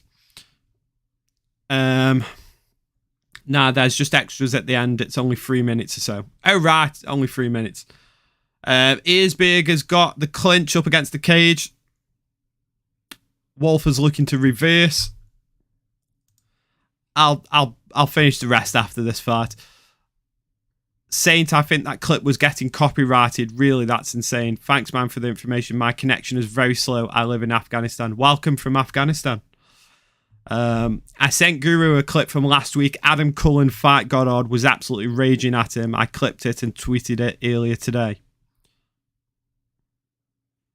I'm going to do another Goddard song about him being really angry. Yeah, that'll be actually quite funny. Also, the McGregor raging at Goddard where he jumps the cage. Anger issues, man. He's got anger issues.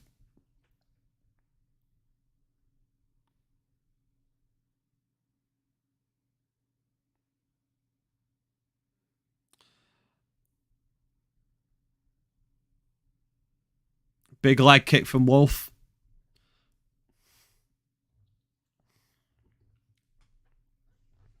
I mean, in any other job, if you were doing that kind of shit that Goddard's doing, it would be seen as unprofessional. Like, he really is an unprofessional referee, despite decisions, you know, getting it wrong. Like, I get referees are going to get it wrong in any sport. Oh, big uppercut from Wolf.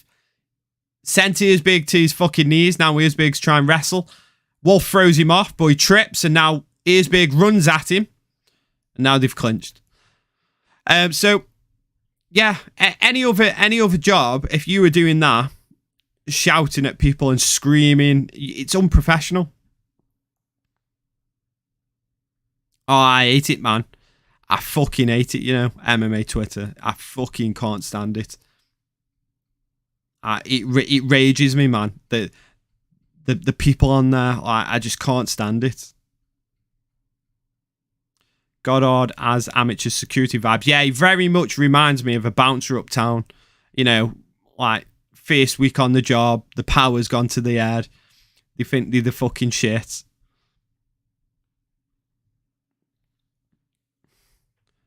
Yeah, I hate them mongy opinions like that Funky Scouser guy. He's a right knobhead.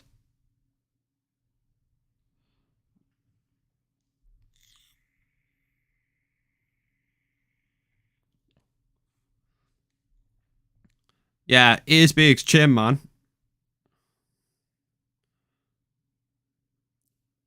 Big fucking punches from Wolf again as he scrambles to his feet.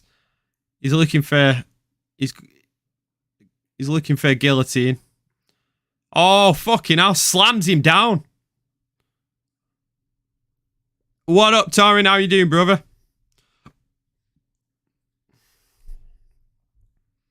Are you watching Oktagon MMA, Tarin? We're on it now. Oh, he's giving up the back ears, beer, guys. Oh, the commentators, they fucking shut the fuck up, commentators. Don't get me started about Funky Scouser, the definition of fragile little soy boy. Well, I saw that fucking he put up after you had that fallout with him. He put up that video with that talking about that Manny guy. Oh my god! And all the fucking little white knight people. Like, that's what I hate about it is the white knighting. Oh, it's fucking fight your own battles, man. They all just lick each other's arseholes. I can't stand anything like that. That's why I stay away from social media, and it just enrages me. And they're all little smug cunts anyway, so like, no matter what you say to them, they'll like, in the little smug little bubbles, and then like their little cretins fucking come at you, and I don't bother. That's why I stay away from all that shit, man.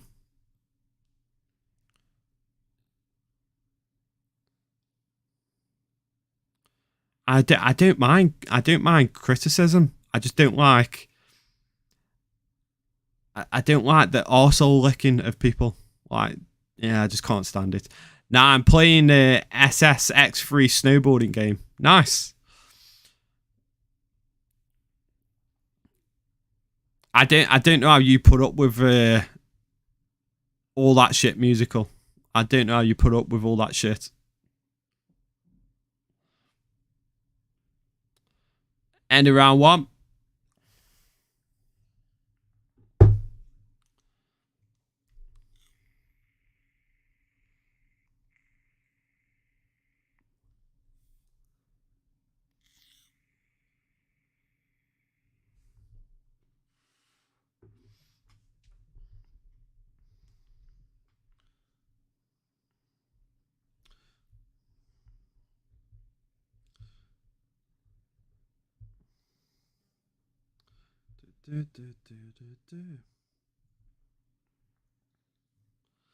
I feel like his beard, I feel like his beard braid would make getting choked suck more.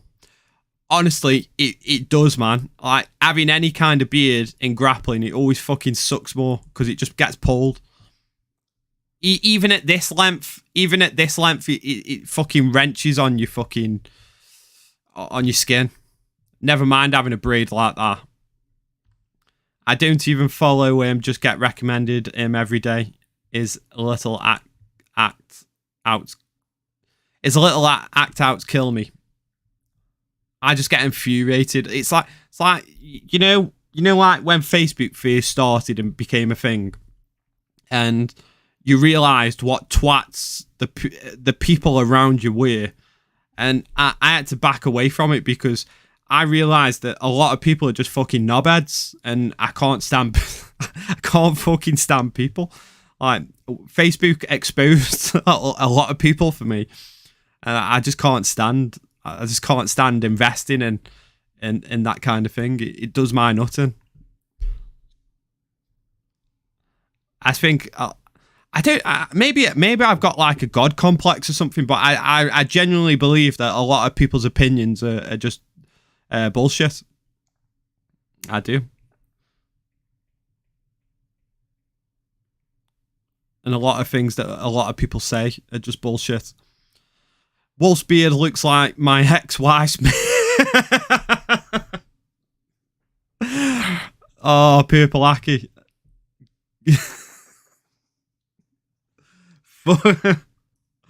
Fucking hell. Feel sorry for you, man.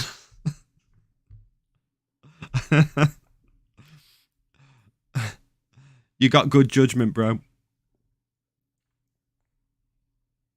Or God complex. Either or. To be fair, I do respect certain people's opinions. I'll listen to certain people because certain people will put across their argument in a very in a decent way, whereas a lot of people just don't. They won't tell you what their opinion is, and they don't want to listen to any kind of argument or anything different. Is this fight being stopped? Is the fight being stopped?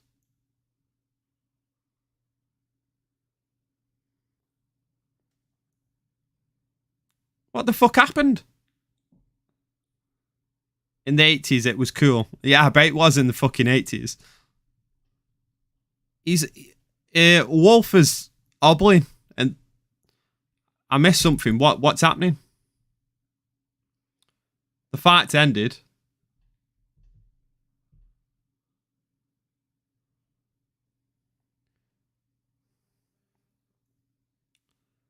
TKO injury.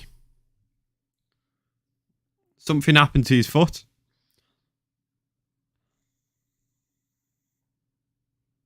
Oh, fucking hell. Oh, that's nasty, that is. A knee injury.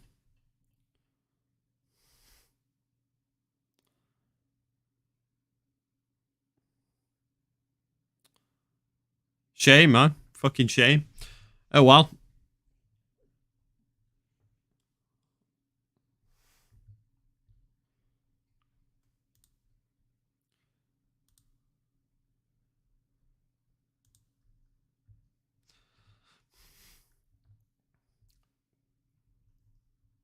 I'm guessing they're not going to translate this.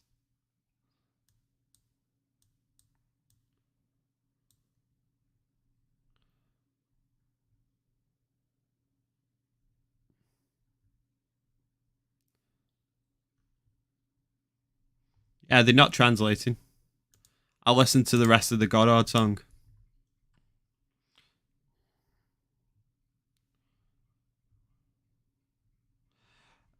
It looked like he did. I thought he did, but I'm guessing no. I thought he fucked it up.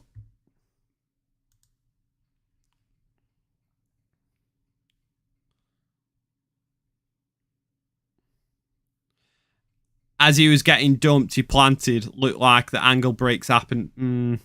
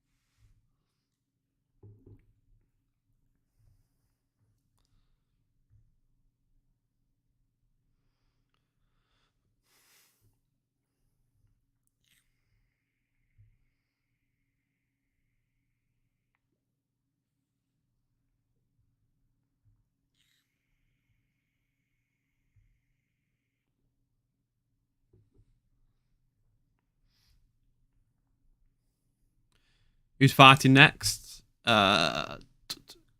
Jamie Cordero versus Dominic Schuber.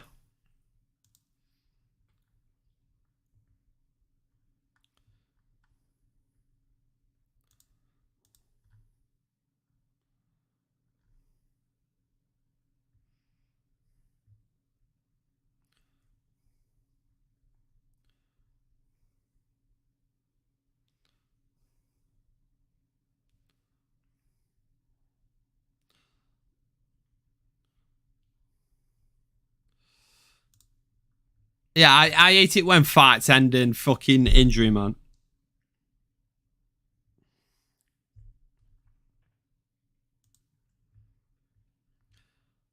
I was raging when I went to UFC London and the fucking Aspinall versus Blades main event, and it ended in a fucking injury.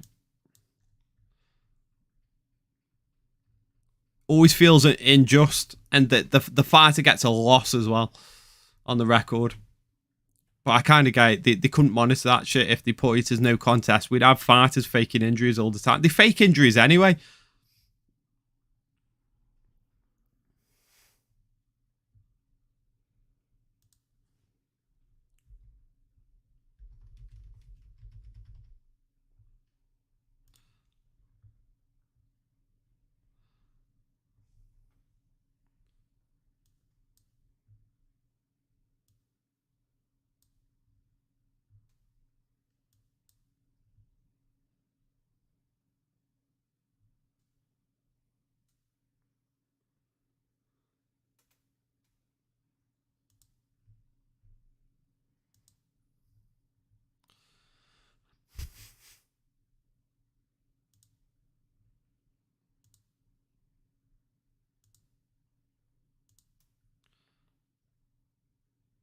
What time's UFC come on? 11. Prelims. Yeah, 11.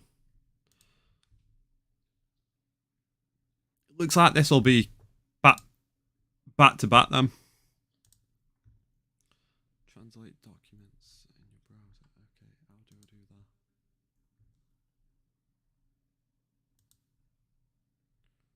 Websites.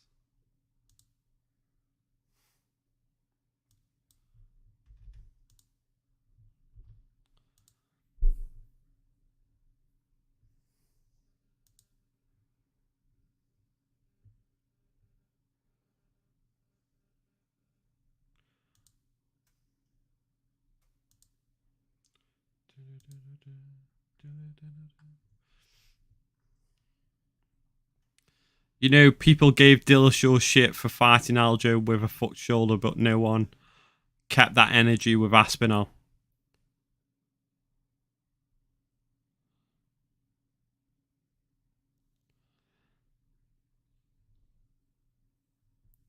Yeah, yeah. Yeah, but Dillashaw already had the fucking hate on him, didn't he? To be fair, people were looking for an excuse to hate on him. Sadly,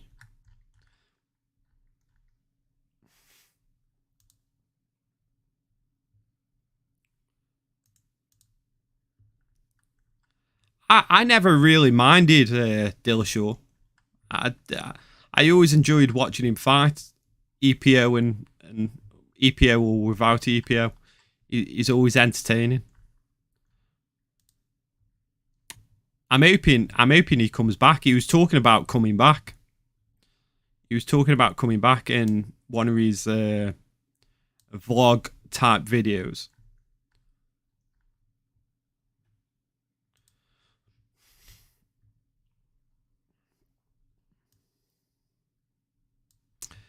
Yeah, definitely. To be fair, yeah, definitely going to be worse because it's a pay-per-view. If you're paying $80 fucking dollars, as fans, you're going to be outraged. Oh, did it? I can't remember the timeline. So I don't know the full story. That did Aspinall actually have the injury leading into the Blades fight?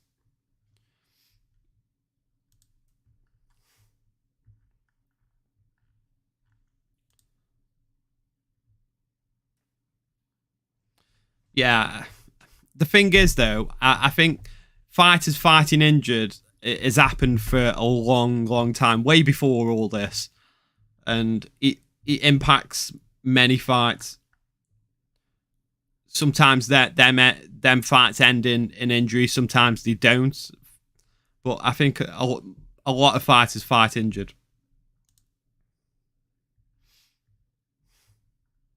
Because of the money. He described it as an old nagging injury he should have got fixed a long time ago. I'm with you. To be fair, right, I don't think that many people probably knew that, you know. I don't think it was widely spread. But then that's the MMA media as always. Like they'll crucify certain fighters and just like let certain fighters get under the radar with it.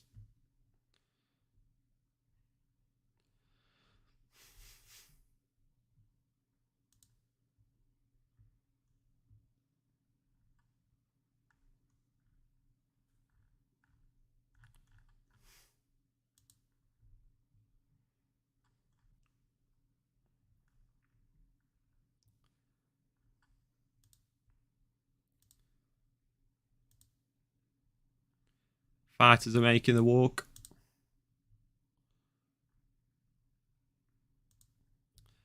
I agree that for career trajectory, the reality is that you'll end up fighting injured or being inactive and irrelevant. Yeah, it's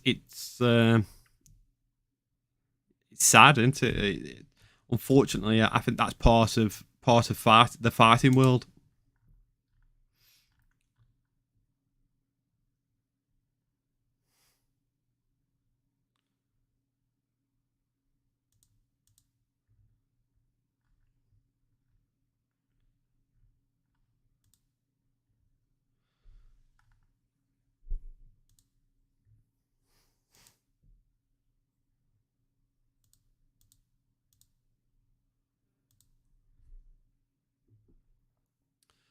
James Cordero's coming out now.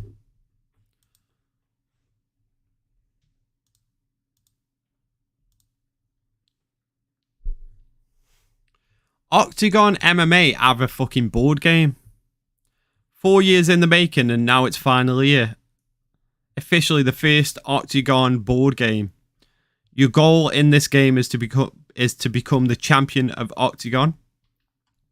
From the amateur league, you will go through challenges, matches, bets, quizzes, and much more. You'll also have to take care of your health, fitness, and popularity. Be careful; it won't be easy at all. You may experience muscle cramps, miss weight for your match, or get sick. But if you're a true champion, none of that will stop you from winning. Call your friends, your family, and organise your first Oktagon circus right at your home. The game includes 1 playing field, 6 figures, 210 playing cards, 2 dice, and that's a playing cards, elf training, popularity, quiz boost, skills, challenge, steroids. Oh, fucking hell, playing cards. One of the cards is steroids and manager. I need to get this board game. It sounds fucking ace. 2 to 4 players. Oh, it's in Czech Republic though. It's not in English. Oh, that's funny. Baram.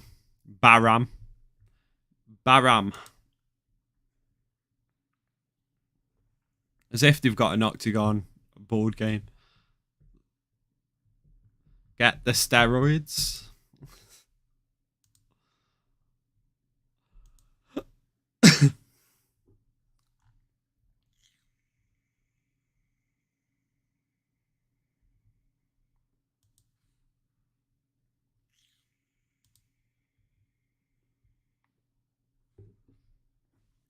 It's like Monopoly. You land on the... Oh, fuck it. Why can't I see that? It's like Monopoly. You land on the fucking tainted supplement square and skip your next 2 turns. Pass, go, collect your fucking steroids. You think Shoba is natty? Just having a look at him now. Waiting for him, come on.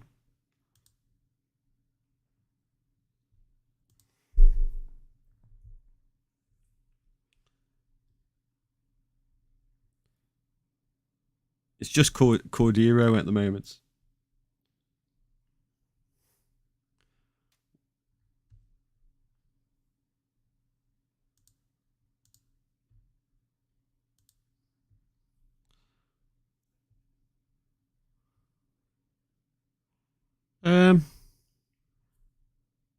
I don't know. He looks natural. I don't know. They look fairly similar, to be fair. It's that grey area. It's somewhere in between. Probably.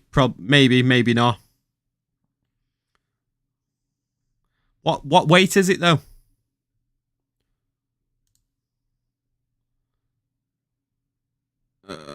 Middleweight. Yeah. I don't think it was too bad. I was Roadhouse. You know what, right? Up until Conor McGregor entered the film, it was light-hearted, it was funny. It's very basic, isn't it? It's just a basic film. It was fun. And then Conor McGregor turns up and it's like, what the fuck, man? It's like they've got... I've never seen a film, like I've seen bad films, but I've never seen a film where they've got a character or an actor that's so out of place with the other actors in the film. And it honestly feels like they just give him loads of like steroids and fucking drugs to turn up on set. His voice, everything about it, the way he walks, he acts, like... even the way he comes into the film is really strange, like, and dead out of character. He's like this odd man, but then he's climbing out of a fucking bedroom window, like running away from someone's husband. I don't know. It was just that weird. I just found it so weird. He overacted a lot, and the lines that they give him were super fucking cheesy, and not even in a good way. But it was a good film. Overall, it was a fun, entertaining, not too serious film. You're not going fucking give it any Oscars anytime soon.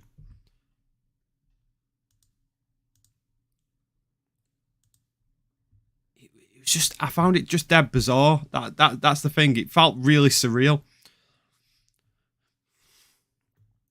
Schober landing from the outside, circling out. Lands a nice left there. Keeps him at bay with the leg kick. You see what I mean when I said that feels like a trailer for an actual movie.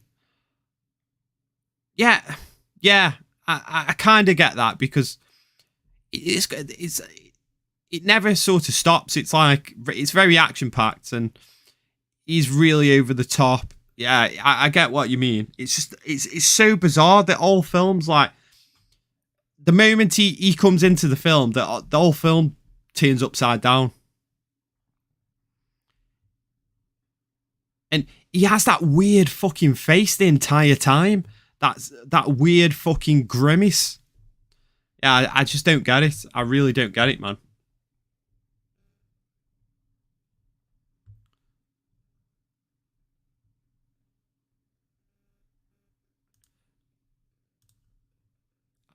I enjoyed it though.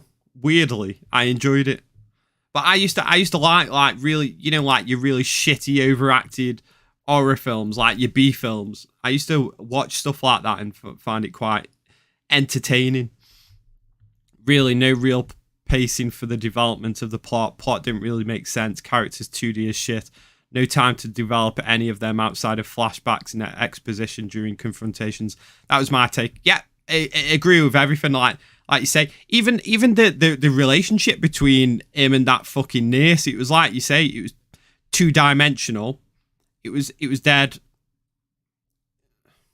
They didn't even build anything between the two, and then next minute he's fighting for her life and trying to save her and like turning the world upside down to fucking win her back. It was a strange film. It was a strange film, but somehow I enjoyed it. Somehow.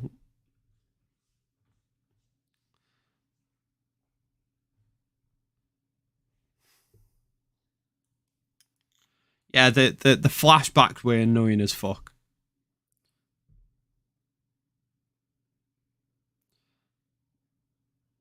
And it never really, like you say, it never really went into the backstory at all. Like, even when it came out that he fucking killed his friend or whatever, it never really went into it. The near shit didn't make sense. She gets pissed at him in hospital, then turns up and says, "Hey, hop on this stolen boat." Yeah. Yeah, it never made sense. It never made sense. Whoever wrote the movie was on blow the whole time. Yeah. I think they probably Connor turned up with a big bag of fucking cocaine and they said and they just got wrecked. But I was reading some of the other reviews, and the original Roadhouse wasn't exactly anything spectacular. It was very much. There's no need to remake this film. Really, there was no need to remake this film, but they did.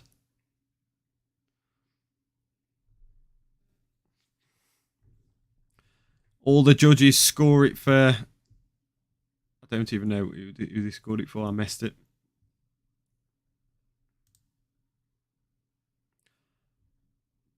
Cordero. Yeah, they scored it Cordero. 10-9. Oi, mate. Write me a fucking movie like. Toss his brick of coke.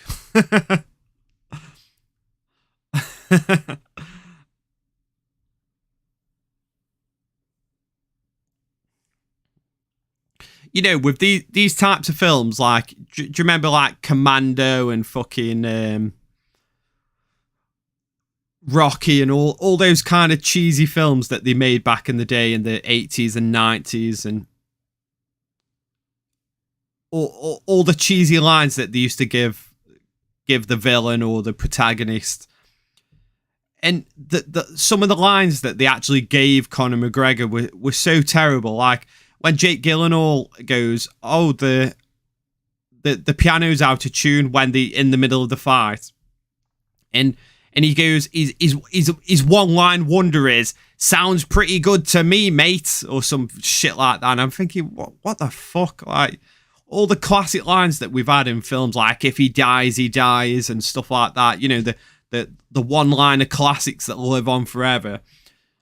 Conor McGregor gets, "It sounds good to me, mate."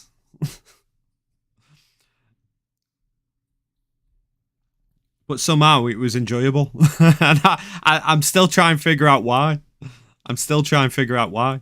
At the end of the film, my wife turned around and went, "That is the worst fucking film I've ever seen in my life." I think it was just the action scenes that may have saved it. The terrible CGI action scenes. Maybe that saved it, I don't know. When is Jungwirth fighting? Jungwirth is fighting in... We're on Jamie Cordero versus Dominic Schubert. There's 2 more fights after this fight, and then Jungwirth is fighting. So probably in about an hour's time. Roughly. It was enjoyable because the film didn't take itself seriously. It didn't pretend that it was a masterpiece. Yeah, exactly. And there's some enjoyable scenes. Like I enjoyed some of the production value was decent. I liked some of the. I liked how they filmed some of the scenes. It was quite interesting how they filmed some of the scenes. Some of the shots. No worries at all. Real big. Ray Alberg. Good old Ray. Nice left from Schober. Stretching a lot though, Schober is with his shots. Every time he comes in, he's always extended. The counter's there all day for Cordero. Come over the top. Nice jab from Cordero. Cordero's keeping his hands down though.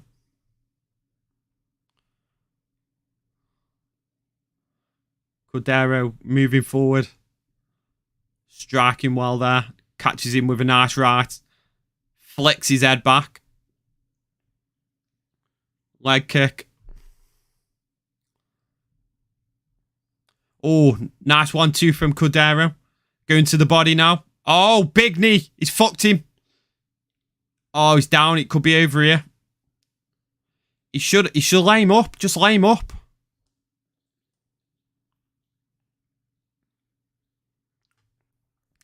You liked the sadist angle from both the main characters. Is that because you're a sadist? Is that why? I really like that one polite autistic gangster who was just like, "Hey man, I just like bikes." Yeah. Yeah, I liked him. I don't know why. I pitied him. It was a lot of pity. I pity the fool.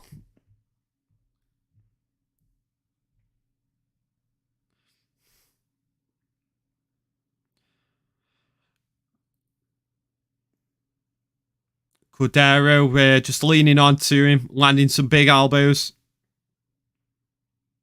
End of round 2.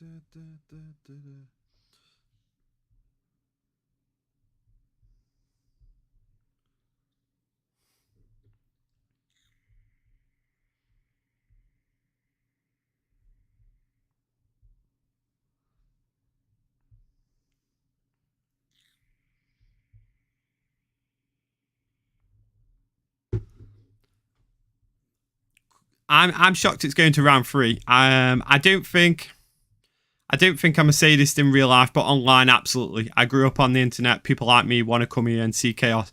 Yeah, I'm very similar. I bet you were on what was it, 4chan? I bet you were on 4chan, weren't you? I'm shocked this is going to round 3. Yeah, there's open scoring in Oktagon. Didn't you know?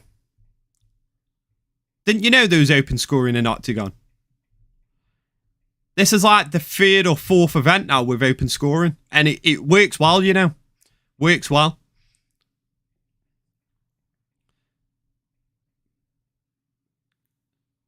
It'd be funny as fuck now if Shoba turns it around and just absolutely knocks Cordero clean out. Never heard of it. You've never heard of Oktagon MMA? Fucking hell. You're missing out, man. There's some good fights on Oktagon MMA. I'd say personally right now, it is Europe's best promotion. Oh.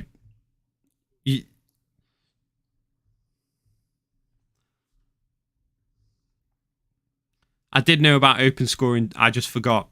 Oh, okay. You know about Oktagon MMA then, don't you? You've heard of the promotion before.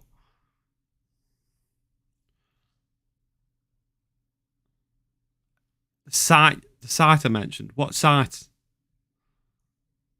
What fucking site am I on about? I don't know what half the shit I fucking chat, man.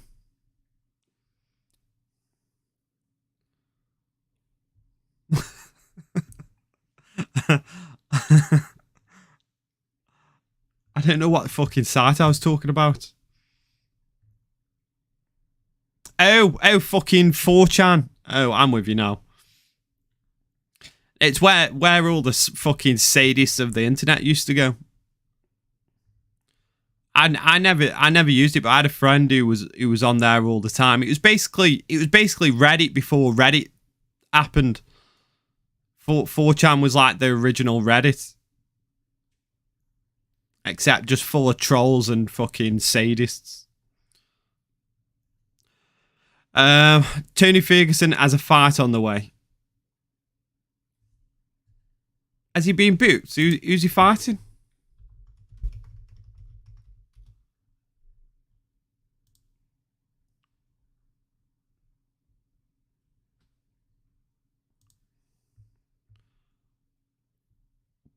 Who's he fighting?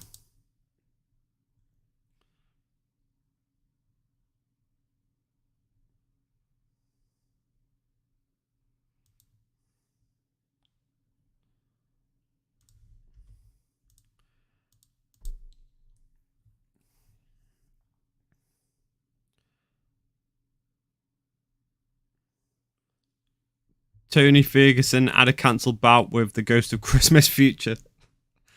I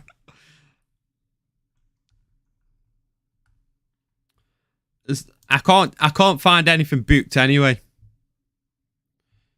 He's rumoured to be fighting Edson Barboza in a rematch at UFC 302. Is that the Spear? The 302? Is that the one that's going to be Mexican independence?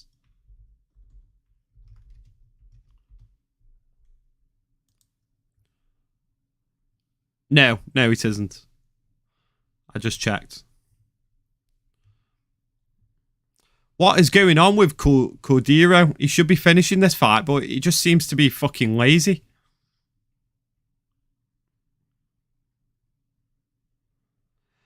Brutal. Everyone was on it back in the day, but rule number 1 states you don't talk about 4chan.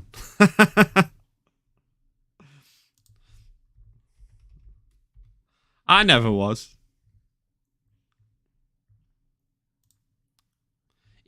I'm pretty sure it went pretty fucking weird, didn't it? It went pretty fucking weird.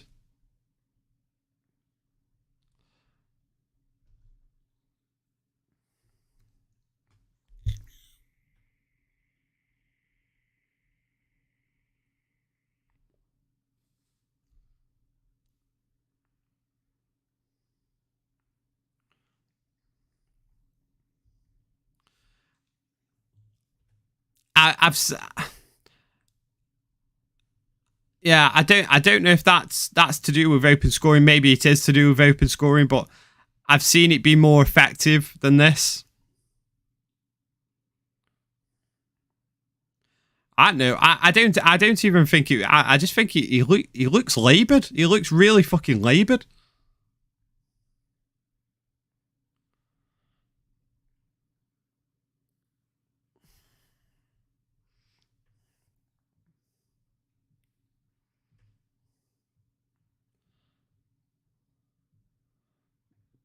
The commentator. I wonder what he'll say in the post-fight interview. Oh, well, it will be in German, so we won't fucking know. They haven't translated anything tonight, and he said, "Oh, we'll probably get the translation after." The 1-inch wallet crypto. Yeah, they were both gassed, but he was up 2 rounds and knew he didn't have to dig deep, in my opinion. Yeah, but then I think I've seen it, right, where a fighter's been up like that, and it's been on the losing fighter to push the action, and I've seen the losing fighter push the action, and like while the other guy's been like laying back and caught the other guy off guard. So it works both ways. It can work both ways. You're going to get that with open scoring, I guess.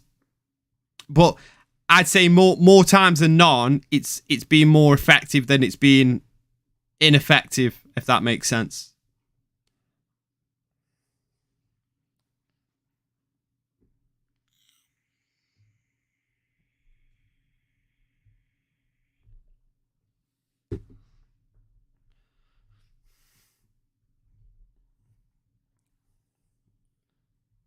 Cordero wins the match, unanimous decision. Coasted.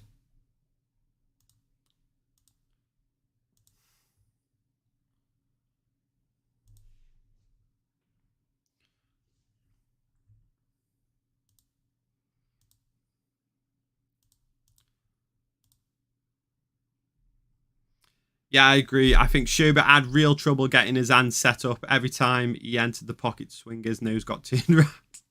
It did.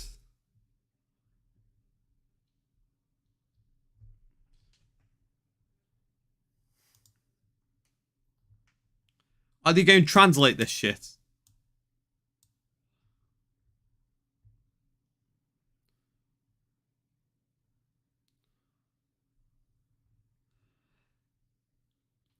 Yeah, it's almost he didn't know what to do, did he, to change the fight? Like every time he was coming forward, like you say, he got his nose turned round. He just didn't know what to do. It was like he was fucking lost.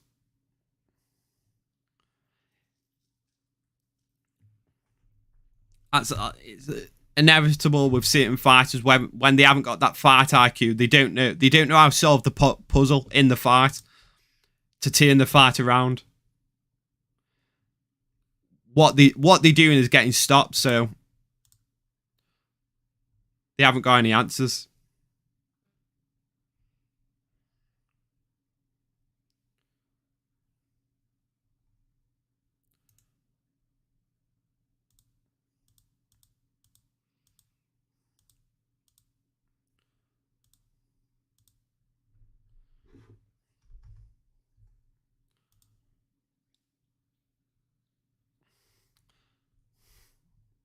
The same reason they stopped Korean Zombie versus Volk. Yeah. Korean Zombie just had no answers.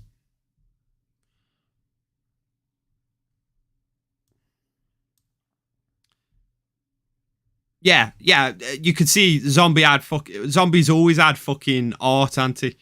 But sometimes when you haven't got that fight IQ to realize how to change it in the fight and do something different, to notice where you're going wrong and make those adaptations in the fight, then you're just going to get fucking done over.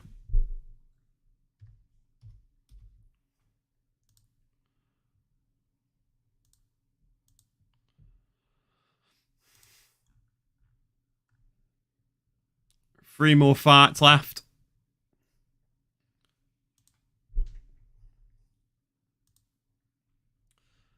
I'm going to get some drinks while I'm waiting for the next fight. I'll be back in 2 minutes.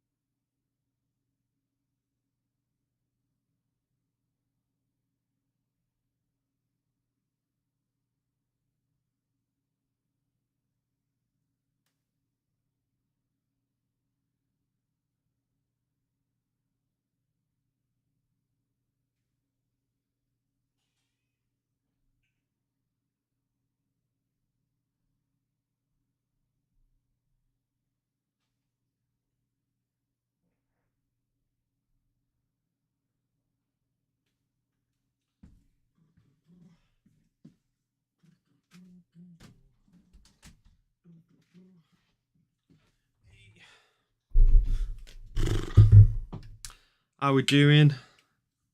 So the next fight's come on, yeah? Let's have a look.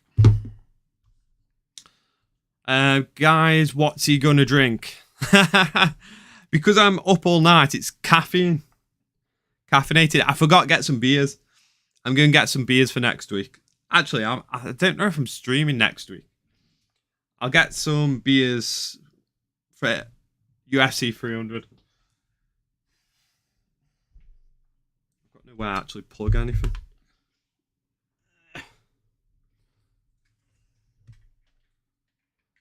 Yeah, I'm drinking Coke tonight.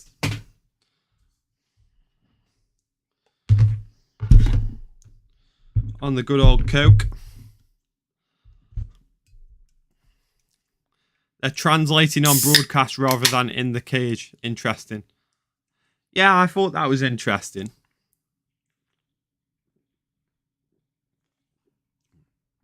It was the first translation they've done all night.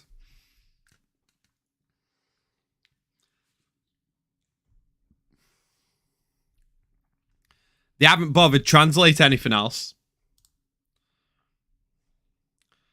Mate, the cold-blooded Kitse. Kitese.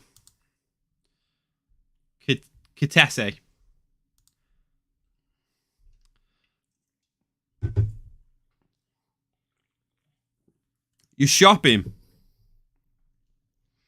Shopping where? What you shopping for? Have you been dragged out?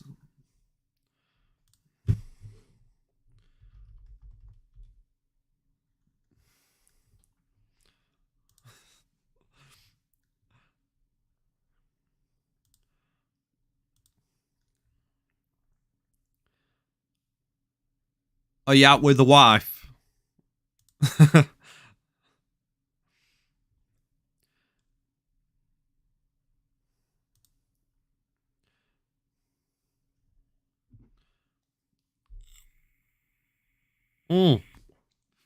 Grocery shopping.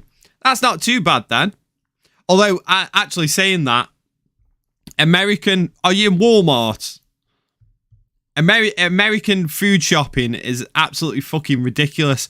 Your food... Like, when I went into Walmart in Vegas, it was like... It was like a fucking warehouse, man. It was massive. Our grocery stores are not that big in the UK. Fight night should never start this late. Maybe it works out better for you in the UK. No, it does not work out better for us in the UK. It is absolutely fucking horrendous. You know what time it starts in the UK? The early prelims start at 11 p.m. in the UK. 11 fucking p.m. And then the main card starts at 2 p.m. It's fucking worse, man. It's the opposite. What's the opposite? The fight nights or the fucking grocery store?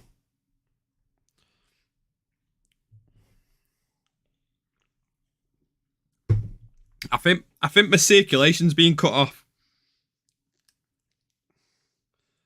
Yeah, it is. I've got one of these fucking Whoop things. It's like a fitness tracker. It's on way too tight.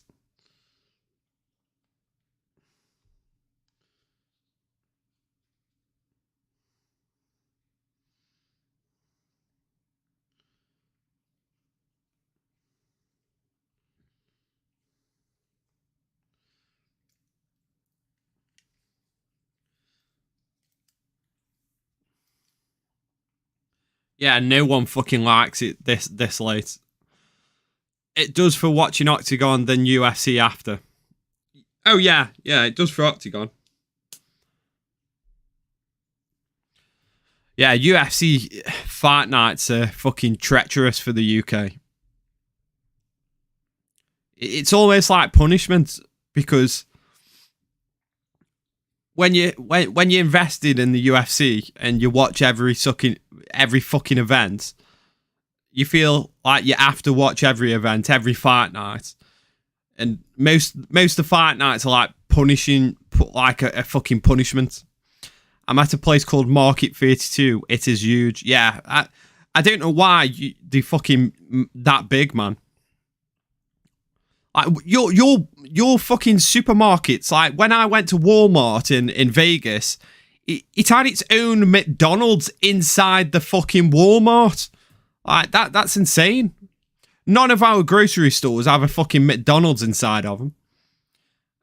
Now that I just realised that Aussies must love it. They get to sleep in and watch it at 10 a.m. Yeah, man.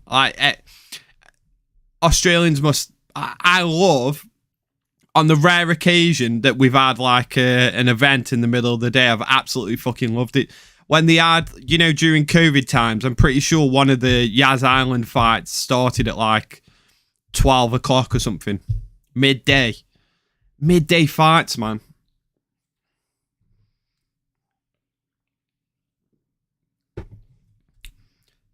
Imagine waking up on your Sunday morning, you have your coffee, you have your breakfast, and then you settle down, watch the fights at 10 a.m.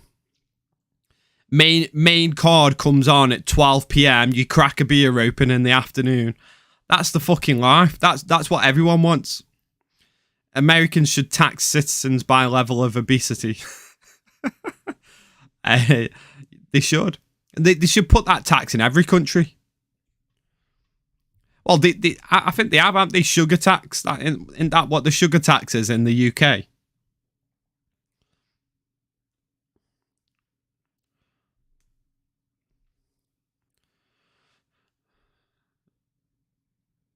Stoltzy's got the clinch. Nice knees in the clinch. He's got double unders, double underhooks.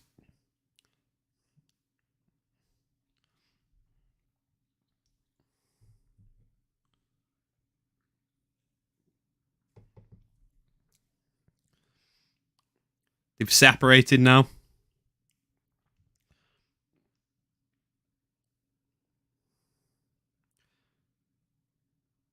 Kitsis goes for a leg kick, but it's checked.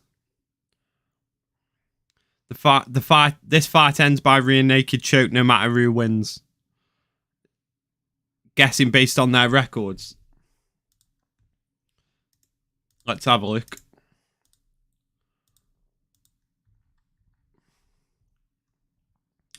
Oh, yeah.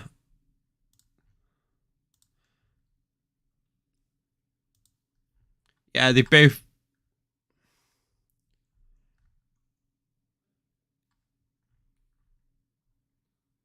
Where have you got that from? Because Kirtzer hasn't got one single fucking submission win.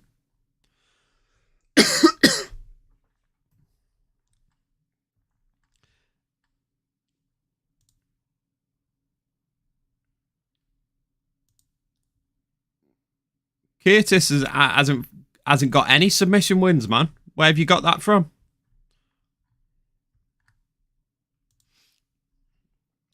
Although, saying that now, he's taking the fucking back.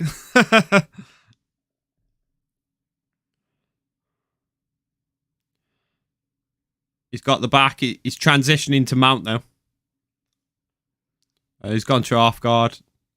He's being caught. Yeah, Curtis has gone to decision or TKO. Oh, he's under at the leg. He's going to sweep him. He's going to push off. Oh no, he's let go of it.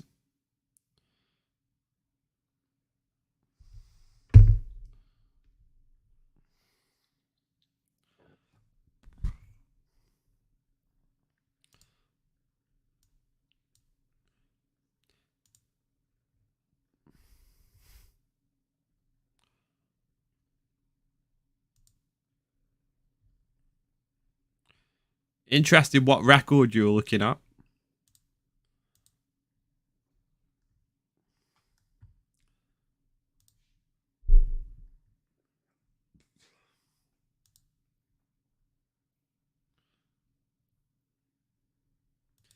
Nah, but he's on the A side in the fight. His loss versus BSD was by rear naked choke. We now know why BSD's level of grappling.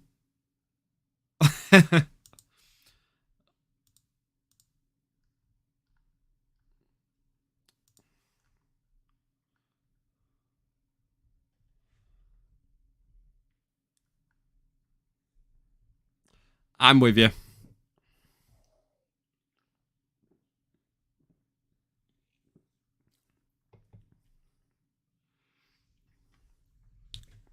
Basic jits.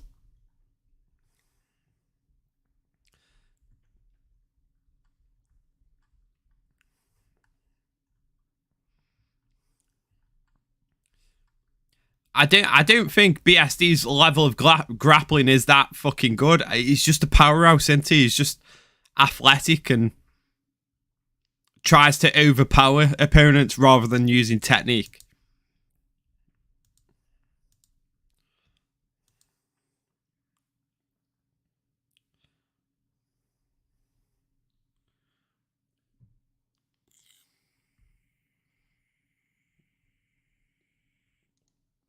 But considering Stoltz has got fucking... He seems like a grappler. Fucking Kurt is fucking dominated. If I had a fight... Oh, I can't remember around it. Yeah. True. Good point. Good point. Point fucking made.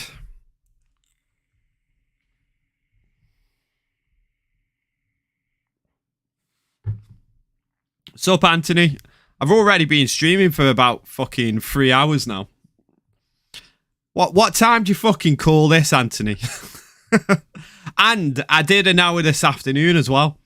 Always Paul Guillotine. Fucking hell. Does anyone ever learn about these guillotine attempts? Oh yeah, he's idiot. Absolute fucking idiot. Jumps guillotine.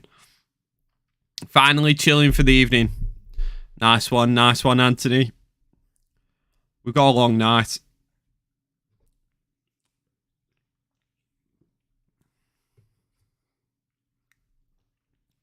I've had over 2,700 people come into this stream. Armbar attempts. Just slam him. All he's got to do is slam him.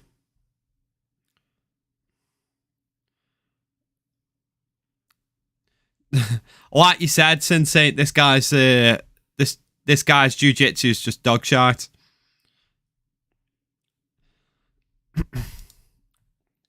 It's the weekend, family visiting. Nice, nice little weekend for you. Bit of family time. He had the armbar and he's let go, obviously. Switched to a triangle attempt. He's lost that. Only Dustin gets to jump gillies. And even Dustin hasn't fucking finished the guillotine. Even Dustin hasn't finished one. Yeah, bro, why is UFC on this late? I saw Professor Chaos ask earlier. Probably because of all the European events and all the side events going on. Because Oktagon MMA is on till about 11.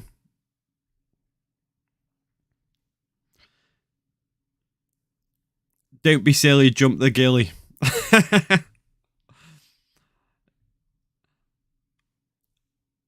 Oh. Sensei called it. Have you put any money on this? He's tapped. He's tapped by rear naked choke. Fucking hell, Sensei called this. Should have put some money on that.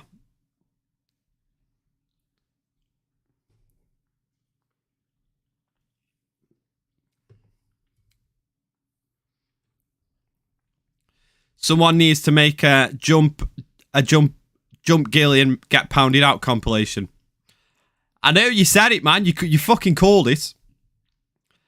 Someone does need to make a jump gilly and get pounded out compilation. The only problem is, every time I use any kind of UFC footage, I get fucking flagged. And Karate Combat's on. Yeah, if there's loads of promotions on, then the UFC won't bother. They don't like fighting over shit like that, so they'll just stick it on at normal times. I questioned where you got it from. I was intrigued and curious about why you came to that decision. And when you explained it to me, when you explained it to my dumb fucking brain, I was like, yeah, that makes sense, Insane. Well done, son. Well done, sir. Jay Foster, welcome to the stream, brother. Where the fuck are you been as well? Anthony turns up late. Jay Foster turns up late. We've been streaming for 3 fucking hours, boys. TR Clips, who won? In that fight, fucking Curtis won. Curtis. By rear naked choke. Mata Curtis. How are you, Sin Saint Anthony?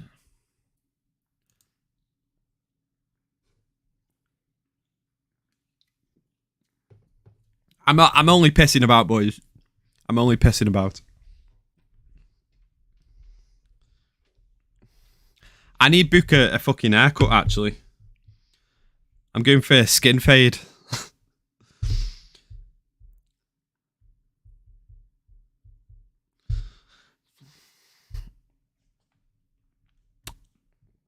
Then I don't have to keep wearing fucking hats. Oktagon has some banger music. I always said this, Sin Saints. Every time they put on a Oktagon event, the fucking music's always banging. And the walkouts are good. Some of the walkouts are banging.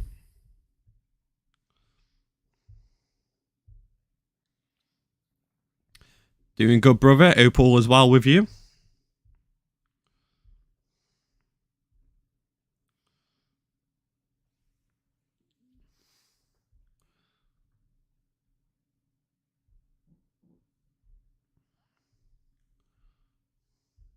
Fucking hell, it's booked all week.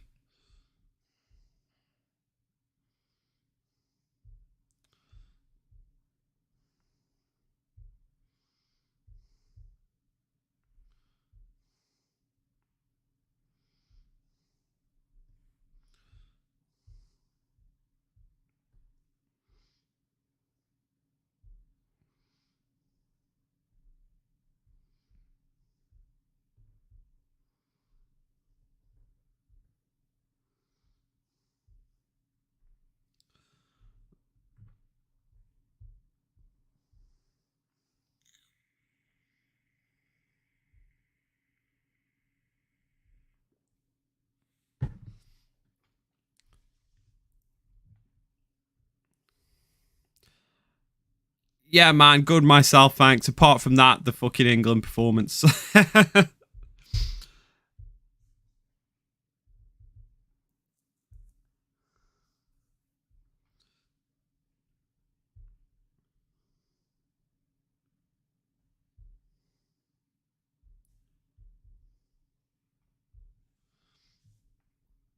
Yeah, we won't talk about England today. We're not going to talk about England. Brutal hours training's being fucking rough, man. Like I can feel that I haven't trained for a while. Every time I train, I'm doing like 2-hour sessions, and then after I come back and I just can't move. I'm like fucking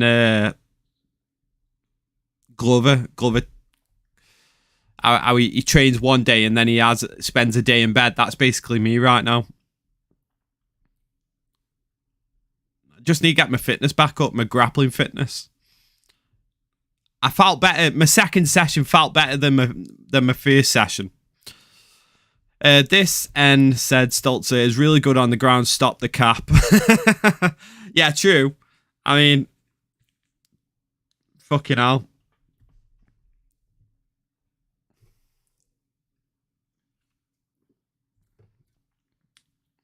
Don't shave the Dagestani beard, brutal. No, I'm growing it because I'm going to be doing that. I'm hopefully going to be recording at some point in April. I'm going to do like what's it called?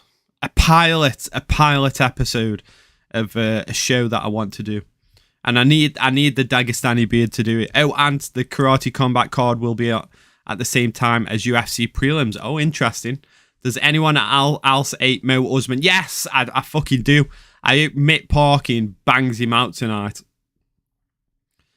Yeah, I can't stand Mo Usman. Bro just clenches his jaw and stumbles around. I meant outside the cage even. Yeah, outside the cage. Everything about him. I dislike the man. What do you train? I train Brazilian Jiu-Jitsu and MMA. I want to do Taekwondo, but Taekwondo is so fucking expensive. But learning Taekwondo kicks, man.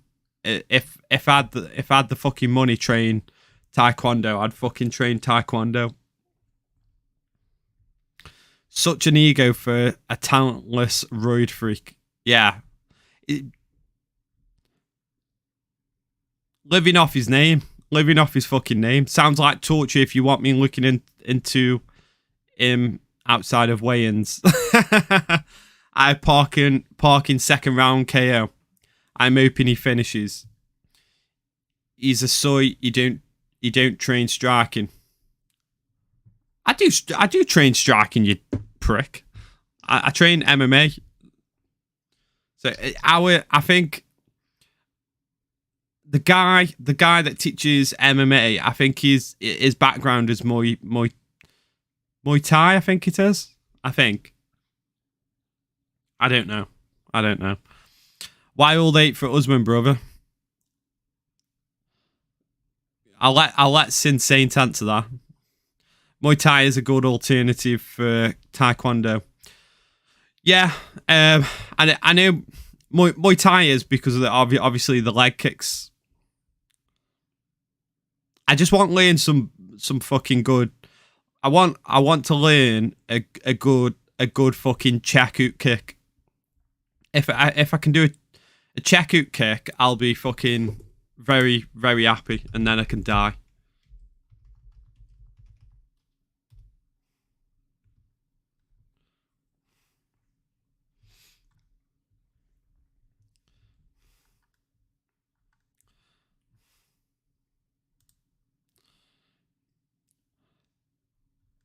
We have a really good Muay Thai training centre in Stoke called Shins of Steel.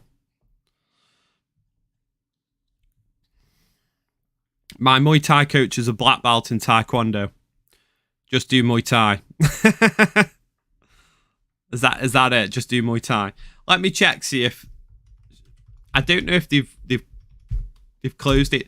One of our guys, he's called John Steele. He was quite a big deal in Muay Thai, I think.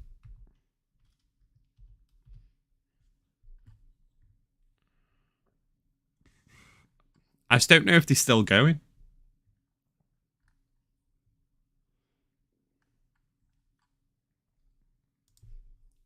There's also a place called Warfare Academy.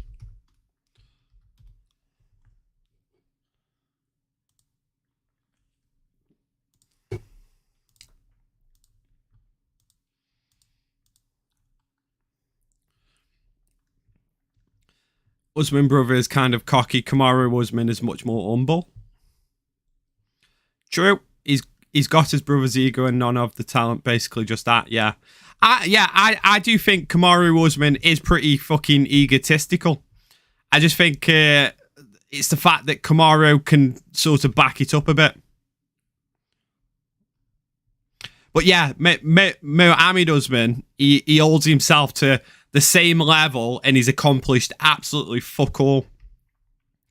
He definitely elevated his own opinion of himself with Kamaru being so successful. Yeah, it's almost like he stepped into the MMA world and it's like he feels like he should have this instant respect, but you don't get respect like that. You earn respect in the MMA world, and he's going to rub up a lot of the fan base. Apart from MMA Africa, ego is appropriate when you're best in the world for a long stretch, but I won't see it as cocky. Yes, yeah, I agree with that statement. It's confidence. You've earned that title. Like you can ego when you're that good and you've earned it and you put in the time, you put in the hours, you've won. Have I ever tried Renegade, Professor Chaos? My brother set up Renegade, mates. My brother set up well, he was one of the first coaches there at Renegade. So my brother's friend, he was the one who set up Team Renegade. He's called Chow Kwan. He set up Team Renegade in Birmingham, and then Team Renegade turned into like a MMA gym, I think, and the original coach from Team Renegade ended up leaving. But yeah, that's Team Renegade's where my brother used to coach at and train at. He was part of setting it up. And my brother used to roll with like Leon Edwards. He used to go down and he's rolled with Leon and some of the guys there. My brother's good friends with Tom Breeze. He's quite close to Tom Breeze. And my brother is basically he's one of Victor Esteema's one of the fierce black belts, I think. He's a black belt under Victor Esteema anyway.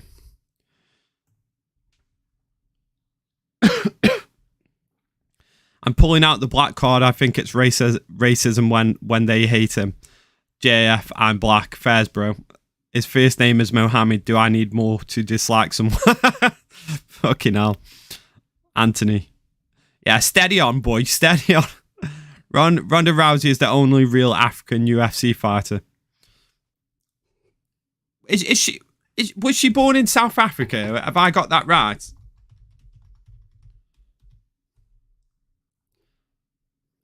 No. Why did I think that for some reason? Where the fuck did I get that mad shit from?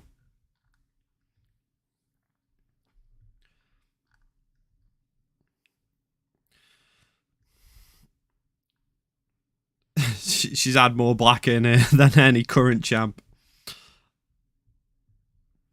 I didn't. Travis says isn't, is he? I thought Travis was white. Welcome T995.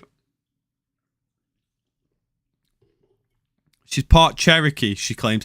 Oh yeah, and you fucking wrestling alter ego's fucking Cherokee, ain't it? Mohammed Usman isn't black, he's Nigerian.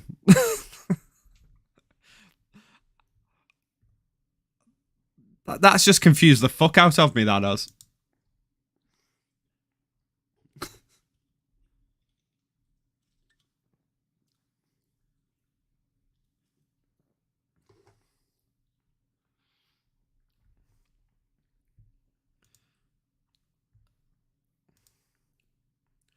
Right, what's this fight at? Jeremy Kimball versus Alexander Popek. Heavyweights. Oh, wait, is it heavyweight? 205? No, it's light heavyweight.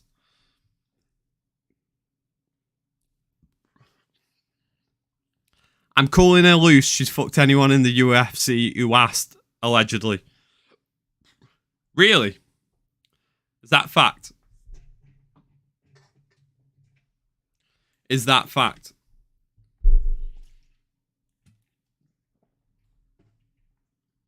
What tattoo you have there, Brutal, on your arm? Hang on, where's me? Them. A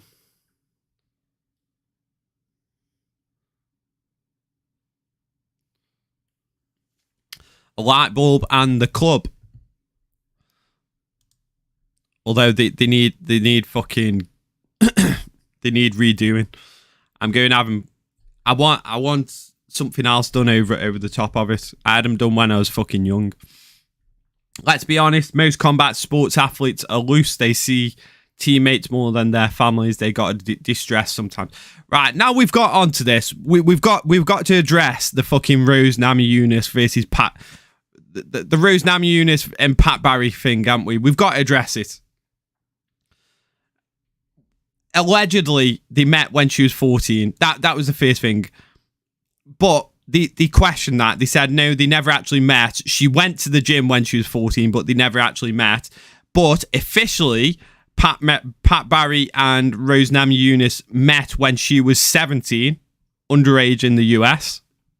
In the UK, that's not underage. It's 16 in the UK, but I think it should be 18. They should move that up to 18. It's a bit weird, but anyway, they met when she was 17. And has anyone noticed, like, I know we've talked about her being groomed by him, but has anyone noticed that Rose Namajunas is slowly, over time, looking more and more like Pat Barry? Like, she shaved off her hair, And now, if you look at her in the most recent interviews, she's tanned. Like she's also almost like matched the same fucking skin color as him. It was dead weird when I saw that recent interview. I thought it was Pat Barry in lipstick. I used to bet against Kimball when he was in the UFC. He holds a special place in my heart. Used to bet against him. Kimball just looks... He looks like...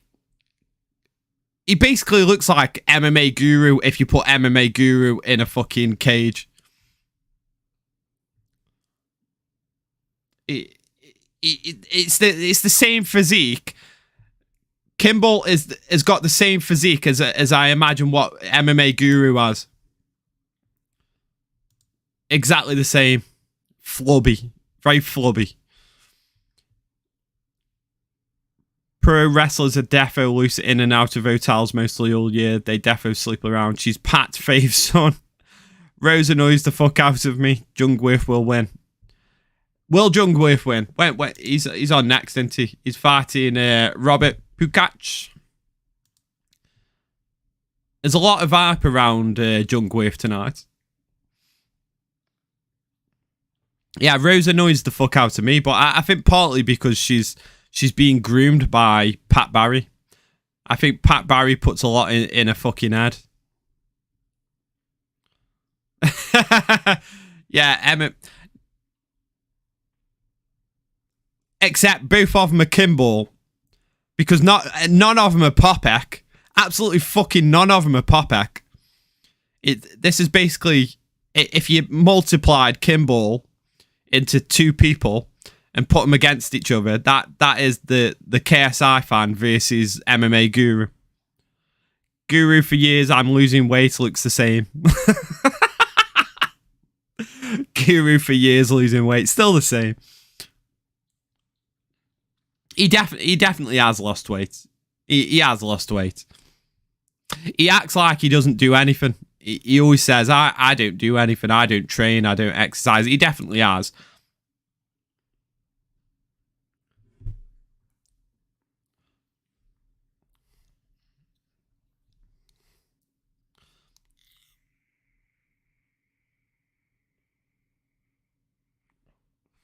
Let's face it, Kimball is not getting up. He's closed his guard. Any fighter who closes the guard, they've got no intention of trying to get up. Oh, someone's bleeding. Imagine Guru takes his shirt off and he's built like Johnny Walker, just a complete deception that he was fat all this time.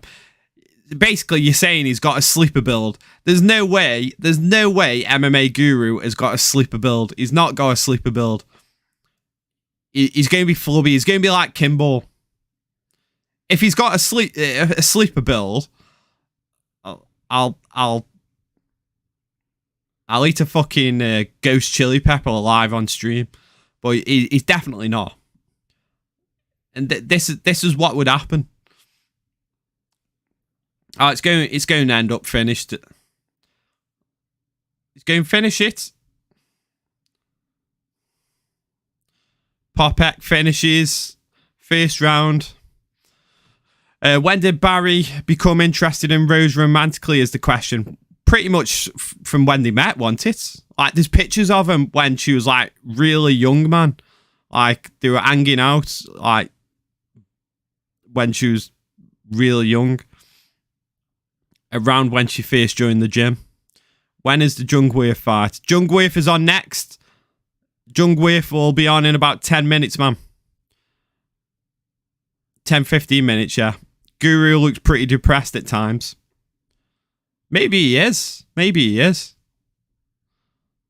Like, he doesn't really, from what I understand, he doesn't get out too much, does he?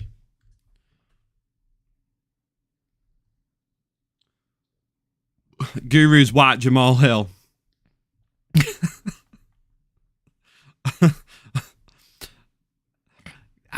Add some context to that one.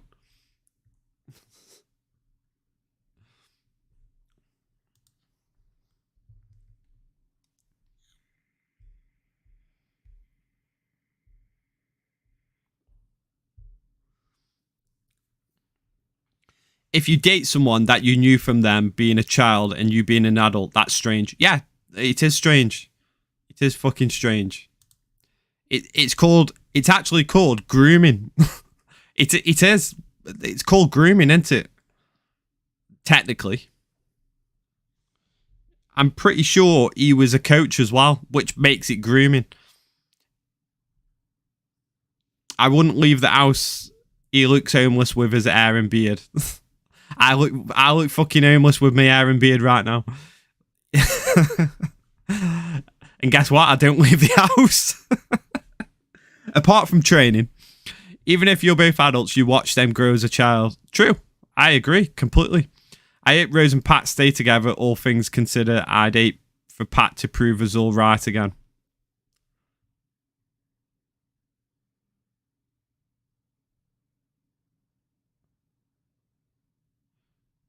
What do you mean prove us all right again? I'm dead confused now.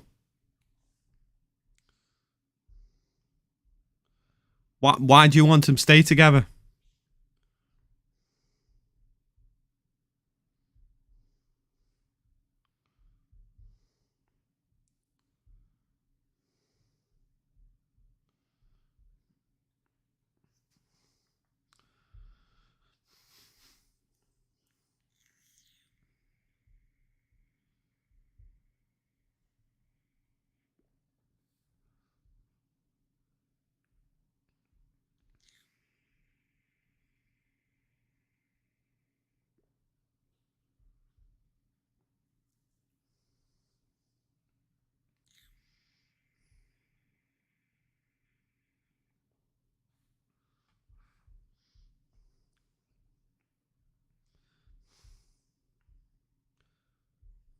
Fuck knows what they're saying. In England, people think having sex with a 16-year-old as an adult is okay. What people don't get, 16 is still a child. They're legal to consent, but it's still a child till 18. I agree. I completely agree with that. Even 18, man. 18 feels like, when you get a certain age, 18 feels fucking too young as well. I think there should be like a discrepancy on fucking age. The gap, it's all about the gap, isn't it? If they ever split up, Rose will press charges. Probably. Rose must like it, I guess. Don't know if you've been groomed. That's a statute. Fucking hell, I can't say certain words. Statuette. It's statuette, isn't it?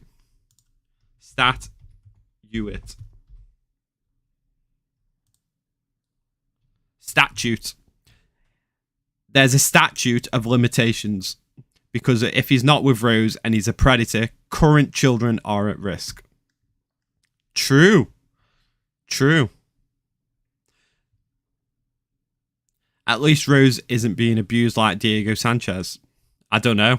Like, I feel like the Rose situation is just as weird as the Joshua Fabia and fucking Diego Sanchez situation. The same with Ronda Rousey and Travis Brown. That was a weird fucking situation as well. There's only one thing for the predators, and that's a rope. True. We don't know behind the scenes stuff. We don't. I think there's the weirdness is definitely there. The weirdness is definitely there. Yeah, I'm 28 and I had a 21-year-old girl approach me at a bar a few weeks back. Like, we are both adults, but 21 years old. Even are so immature still. Couldn't even imagine going near an 18-year-old. T995, congratulations on being a fucking man, because there's so many fucking dirty, disgusting people that would go there. And I always say, when you're out in a bar or anywhere, you can tell when someone's fucking really young just from like a couple of minutes of being with someone. You can tell they're immature, they talk in a different way. Yeah, same. I couldn't do that. And I don't think that age gap's too bad, but I know what you mean. It's immature. It's too immature, man. Can you touch my muscles, Pirpalaki? 21 has grown. A woman has grown at 21. Yeah, I don't think it's more about the physical at that point, Torrin. I don't think it's more about the physical. It's about their maturity. Like, it does my head in. Like, immature people do my nutting. Interview Pat and ask him, was it love at first sight? Imagine. I wish I could. Someone find out if he's on Cameo.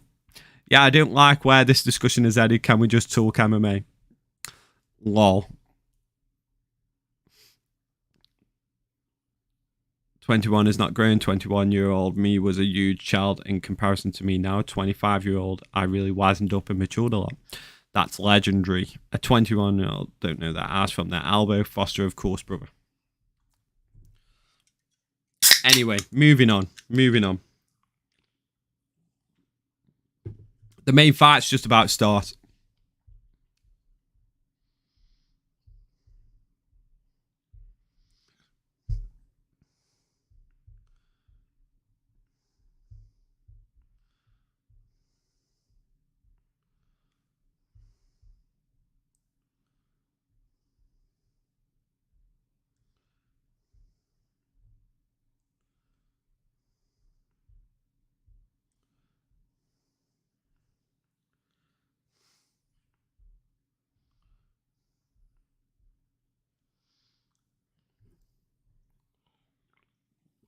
See you in a minute, Anthony.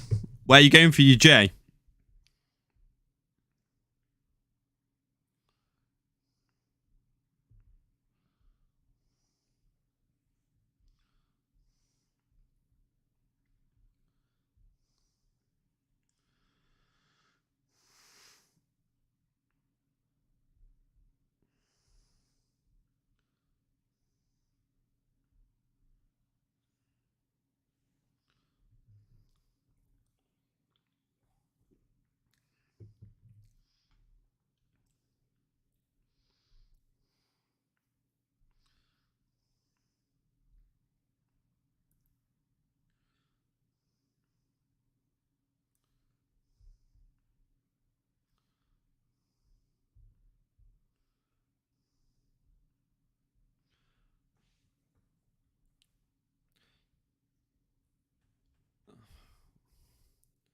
On the phone. Yeah, some people never fucking grow up, do they? That's true. Over or under 50k buys if tonight's card was a pay-per-view. Under. if tonight's card was a fucking pay-per-view, it'd be well under 50k buys. Every fucker would be streaming it.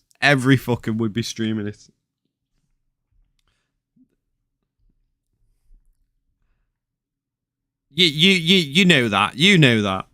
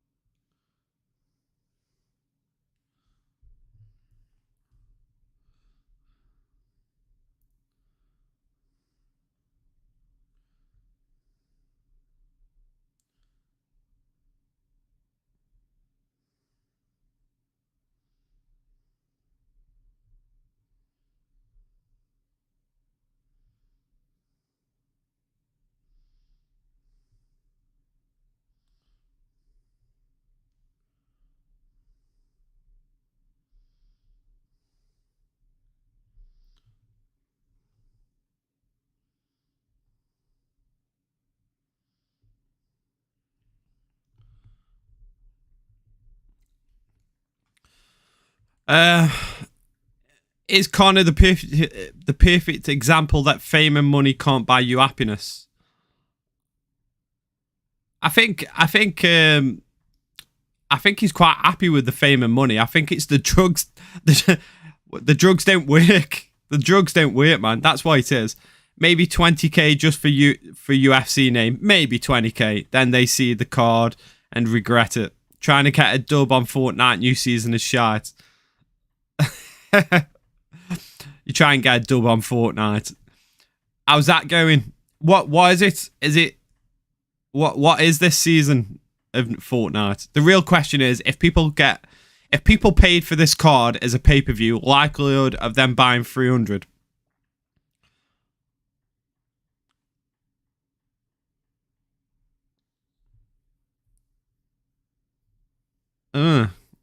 Correlation. I think a lot of people would still buy 300. I think people wouldn't buy this. I just don't think people would have paid for this. Jungwirth has just come out. Fan favourite by the seams of it in Germany. Honestly, quite surprised McGregor isn't in Fortnite. True. Yeah, he isn't really marketed towards that fan base, is he? I'd be on drugs if I was the most underpaid fighter in history.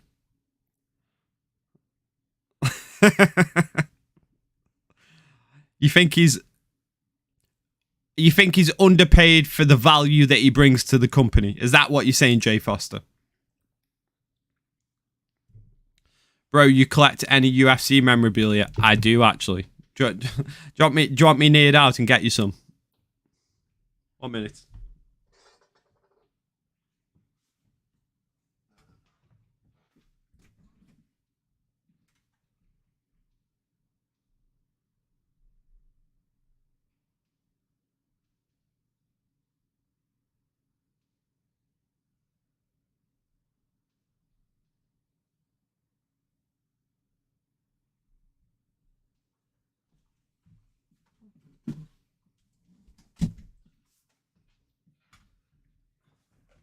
So, I can't remember. I think I've got some other stuff. But I've got this. This is my... I don't know if you can see that. So that's a Lutador's Brazil collection. The like sports cards. They're fucking proper good, man. I love them. So they like signed. So that's Figgy. I don't know if you can see. The colour's not going to show because it's actually green. It's actually green, but for some reason this camera doesn't show green. So it's like a greeny emerald colour, and it's signed. It's in like a thing. I've got RoboCop signed. Then I've got Darren Till and Chimaev. And then I collect NFTs as well. So I've got like loads of NFTs. I'll see if I can show you my NFTs. Yes, I am into NFTs in crypto. I've made some good money in crypto. Some good money.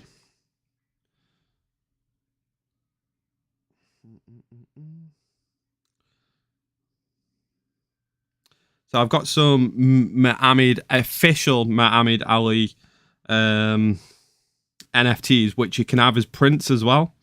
So, like, I've got these sort of...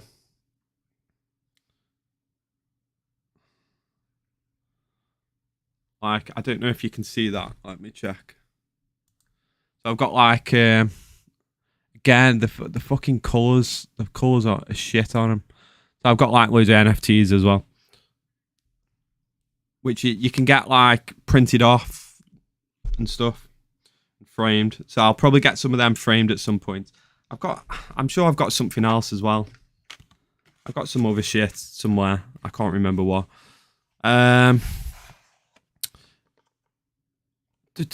Bro, do you collect any? Michelle Watson versus Carla Esparza and Pantoja versus Royval 5 for UFC 300 main event. How to kill a sport entirely.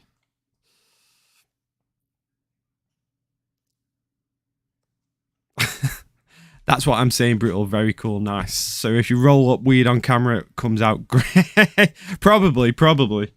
Like, that entire thing's like, it fades off for some reason, certain colours do. Don't know why. I need to sort out the colour correction. Any event programs? No, actually. I've never got anything from any of the UFCs that I've been to. Always wondered if the piece of the canvas that they auction off is really from the event. It is.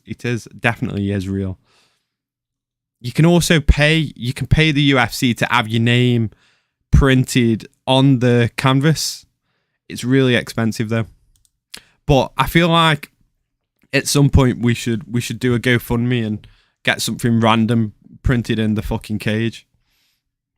Get a DNA test. If it's got blood on it, we can find out. A DNA test on the trading cards. Always wondered if the piece. Yeah. Right. Jungwirth versus Pukač has just started. Round 1. Jungwirth is the fan favourite. I hope Jungwirth gets fucking knocked out brutally, because he's the German fighter and it's in Stuttgart.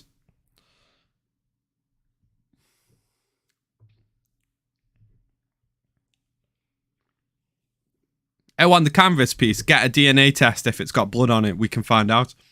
True.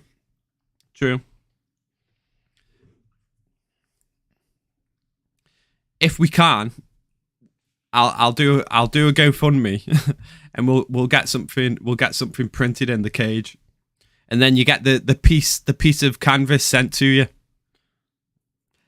Get Francis was right printed on the canvas for 300. Oh fucking hell! Let's see how much it is. Imagine getting Francis was right or something like that.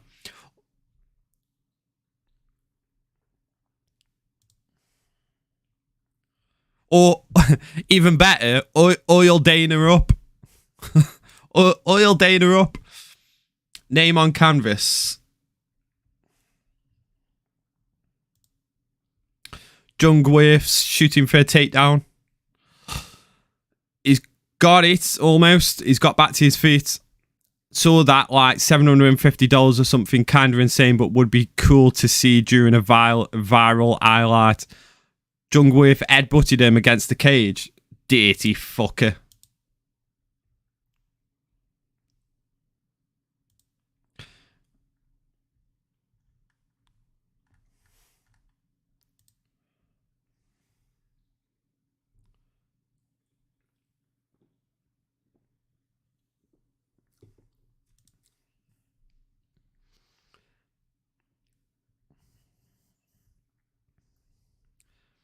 Hot take, UFC didn't lose in the Francis situation no matter the outcome. I'll bite you if there's a way to post it. There's always a way to post it, but they're fucking expensive, man. They're really fucking expensive. At the moment, the UFC 300, because it's such a big event, they put it on auction by the looks of it. Normally, it's just an outright price. After this fight, I'll have a look into it. It's fucking dear, man. Paul Daly was here. UFC didn't lose at all. They'll be around long after Francis is gone. Oh yeah, I know, but it'd just be funny for Paul Daly was here. Yeah, that's a good one actually. Paul Daly was here because he got fucking he got sent to sin bin, didn't he? I'm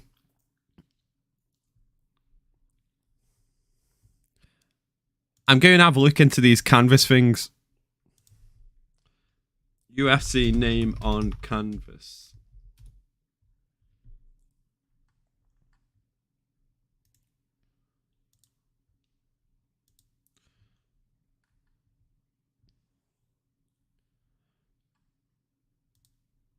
Yeah, the UFC 300. It's an auction.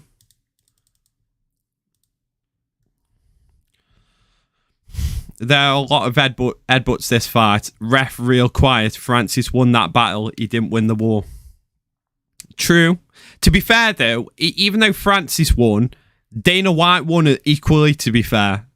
if you think about it, because if what Francis wanted in his contract was the ability to box, if Dana White gave Francis Ngannou the power to go to boxing, then he would never have fought in the UFC again, in my opinion. He made 30 million to go box, but his buzz is gone now. Yeah, it's definitely gone. 400 quid. What's 400 quid? And that it's the UFC now. All in all, UFC 1, they're still relevant. He's fading in popularity. It was kind of a win-win. Everyone sort of won in that Francis situation. Francis won because he got what he wanted, and Dana White won because if Dana had given Francis the contract that he wanted, he would have had a heavyweight division tied up with a champion not fighting. 30 million on paper, but probably 10 million he took home. Still a win though. UFC 1, they're still relevant. He's fading in popularity. True. UFC 2881 was selling for 794. 794. It doesn't hit the UFC, but you wanted money, you got it. Tell us about the fight, bro. It was just fucking Jungwirth clinching up against the cage. There was an headbutt in the first round. T995, that is a battle against the UFC now because they fought him to stop him doing it. He won the contract negotiations. It does it at the UFC, but not in a tangible way. Yeah, in the he got in the almost like it was the ego won. Francis Ngannou's ego won. But in terms of like money and business, I think UFC probably came out of it better. And I know Ngannou came out of it probably better as well. How was the Jungwirth fight going? Jungwirth won the first round. Round 2, Jungwirth come out, working his jab.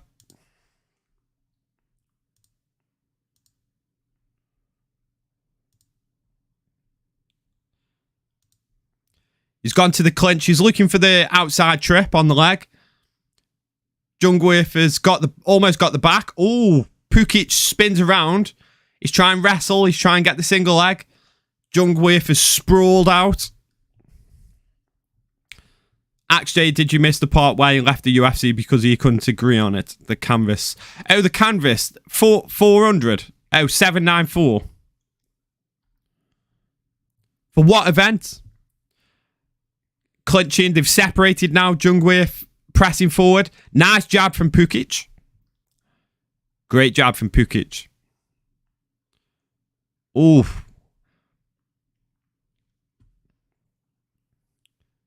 Pukač now try and work his jab, circle out.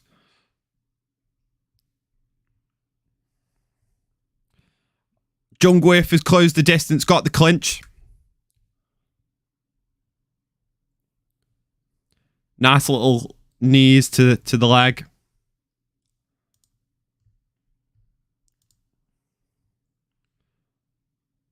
Oh, fucking hell, the stream's gone down. The fucking stream's gone down. You do realise he was against the UFC, Jay. Still clinching. Pukač is working the underhooks now. He's got double underhooks.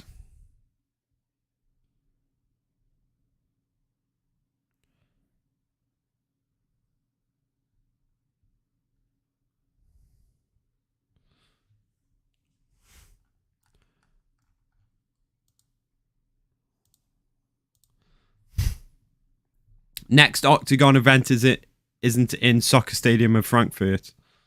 Why? Where is it? Where is it, Mika?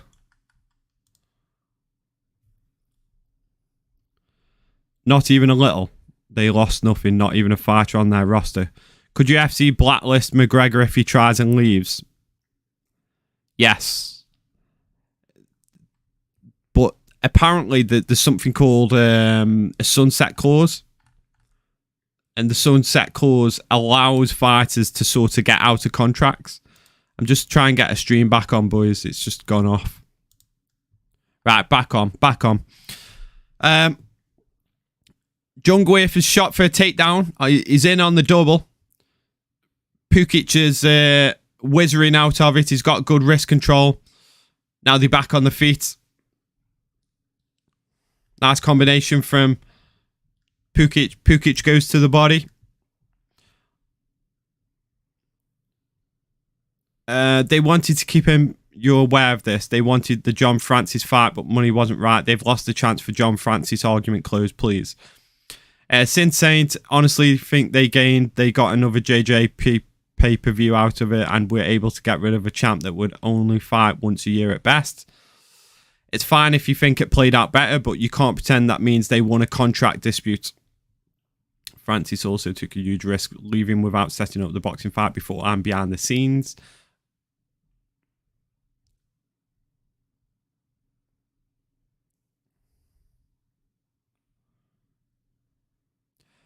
Yeah, but the sunset clause is there to sort of... It's supposedly there to protect fighters who want to leave and don't want to come back, and they want to go to other organisations. Because partly what the UFC were doing is they were locking fighters into long contracts at the end of their careers. And then that meant that any fighter would need to ask the UFC for permission to fight in any other organisation like BKFC or boxing or any other MMA promotion. So it was almost like the UFC still owned fighters even when they retired. They couldn't then fight in any other promotion because they were locked into a contract. What the sunset clause does is it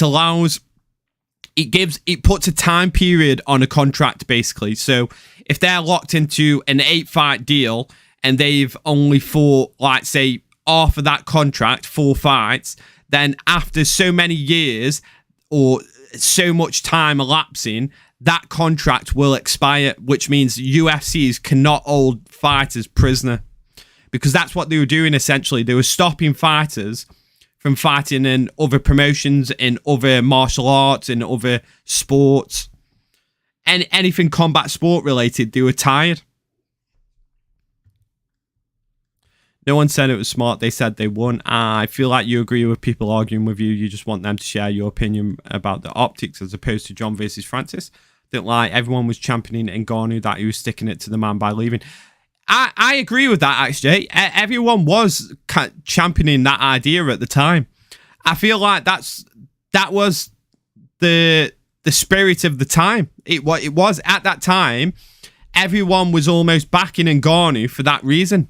As if he was like doing everyone, like, you know, he was campaigning for fighters' pay. He was campaigning for fighter freedom. Yeah, they called him a bag fumbler after he left, though. But at the time, while the negotiations were going on, they were sort of backing him. And then they said it switched to him fumbling the bag because he had nothing lined up.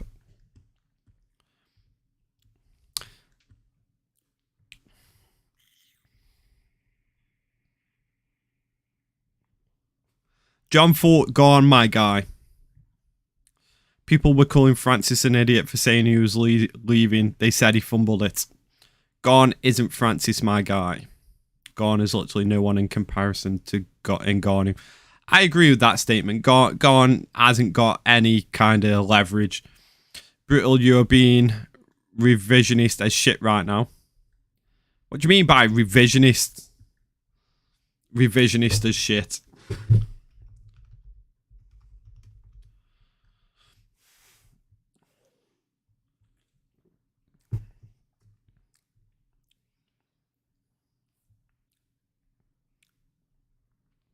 In what sense? Because I've never changed my opinion. And I guess it depends on what side of the fucking coin you were at the time. And what kind of media you got promoted to you. But all I ever got was, and all I ever saw was people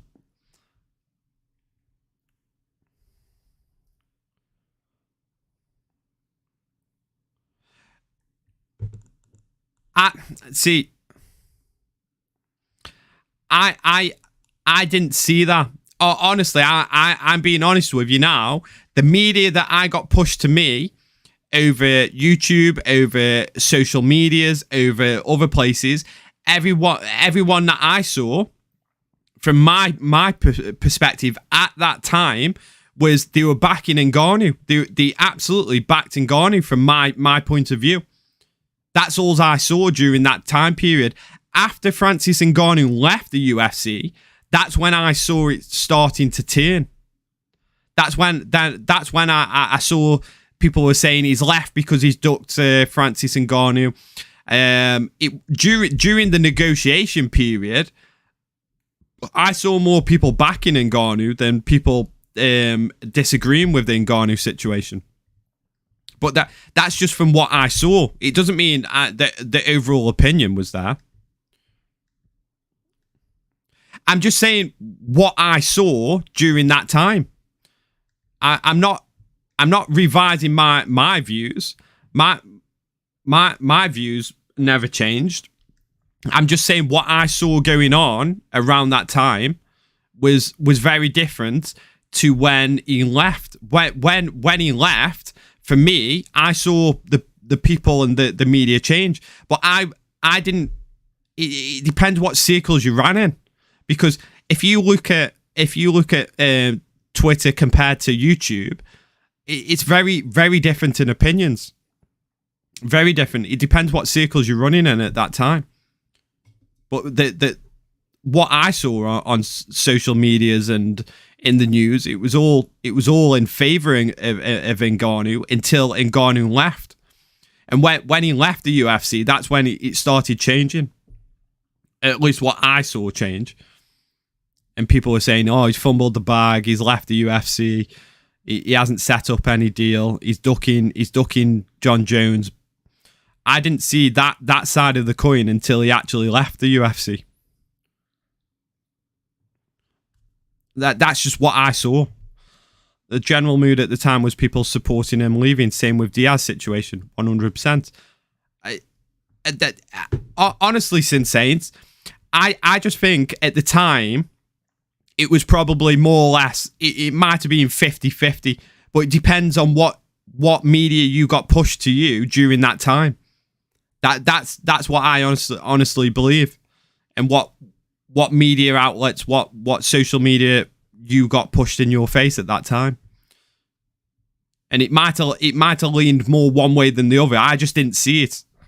I just never saw that side of the coin with the Ngannou situation until Ngannou left the UFC. Let's be honest, the UFC wanted Ngannou Jones. They just weren't ready to pay the price for it.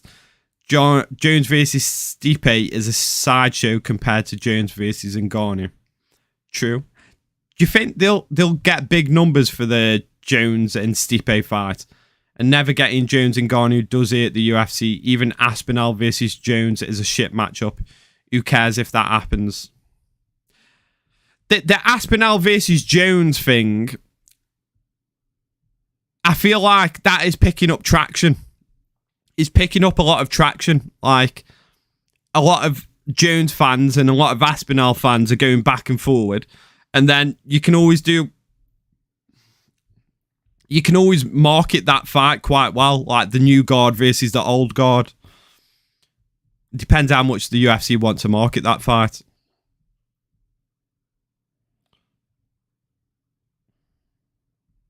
John Jones' next fight will be diabetes. True.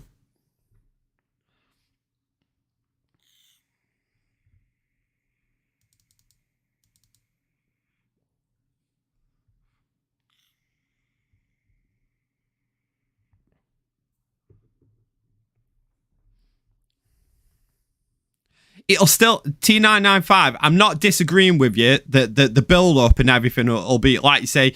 Aspinall's an humble guy. Jones isn't the same shit talking fighter anymore. I agree. The build up will be absolutely shit. The press conferences will be shit, but people will pay for it. The fans will pay for it. Aspinall is becoming a huge draw. I don't think you realise how big Aspinall's going to be, and I see the switch in the US audience like really taking to Aspinall. He's absolutely fucking massive in the UK. Aspinall is, and he's going to be well liked. Will he sell the pay-per-views once Jones leaves? I don't know. But I still think that fight does good numbers. Aspinall versus Jones.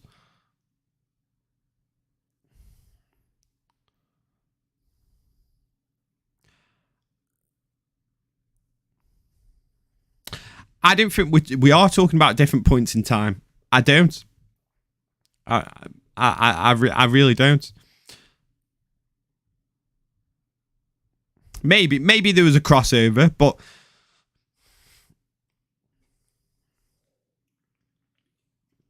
maybe. I'm just saying from my point of view, what I saw during that time probably doesn't match what you saw at that time. Who fucking knows? It was a long time ago. Jones has more to lose in an Aspinall fight. He has a legit chance of getting his first loss. Unless he needs the money, might as well retire on top. I've always said that about the Jones-Aspinall fight. Jones doesn't need the Aspinall fight. But if he does take it and he does win, it kind of cements him as the best to ever fucking do it.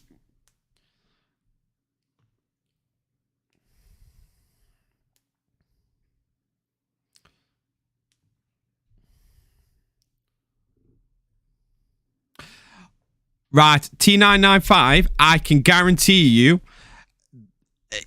people did not turn on Aspinall when he lost to Blades. I've never, ever been to an event, and I went to Masvidal versus Darren Till. When Masvidal KO'd Darren Till, the fans jumped up out of their seats as quick as fuck, and that stadium was empty within 60 seconds.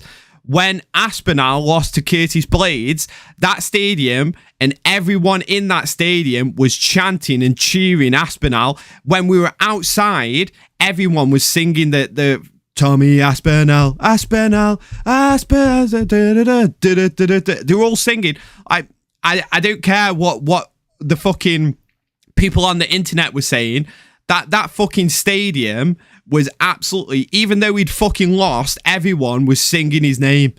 Aspinall did not lose that night to the fans. The fans didn't turn on him. Maybe some casual fans did. But that night, everyone was still fucking buzzing about Aspinall. Even when he lost. It wasn't like a fucking Glover and the fucking Brazil fans. And this is the thing about perspectives and what you see and how you see it. Because seeing it on the internet, a few fucking casual fucking fans and like fans outside the UK and US fans and Brazilian fans and fucking Twitter fans, that's only one portion of the fan base. Yeah, I we'll see when he suffers his first loss, but I don't think he will. I really don't think he will. I don't think Aspinall's a really likable guy.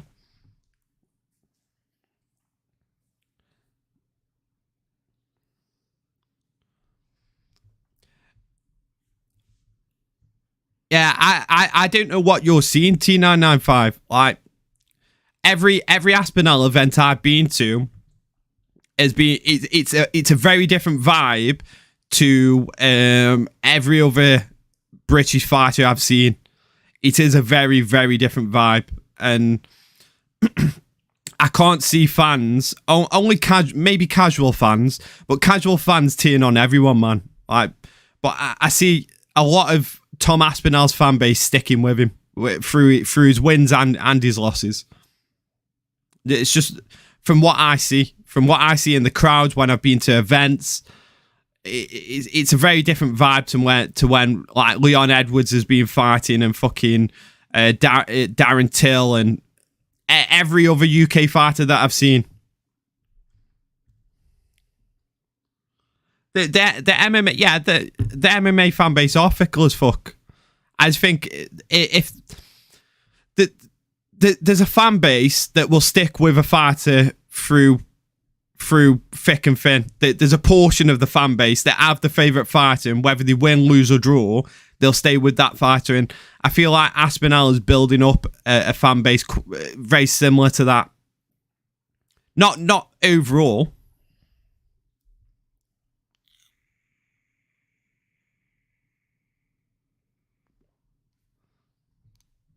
UK and France have the best crowds in the history of the sport. Only crowd that comes close is when GSP fought in Montreal. Yeah, the Canadian crowd can be fucking wild at times, you know. What I did like is I liked the Miami crowd at 299. The Miami crowd was fucking pretty good.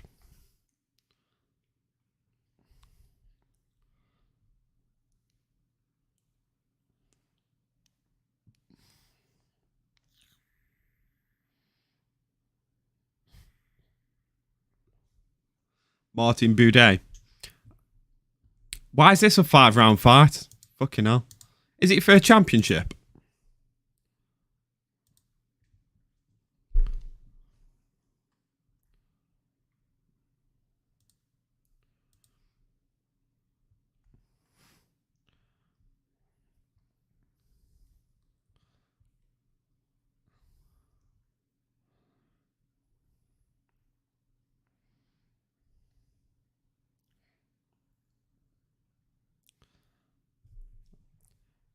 Yeah, fair point. Fair point on that one, Sensate.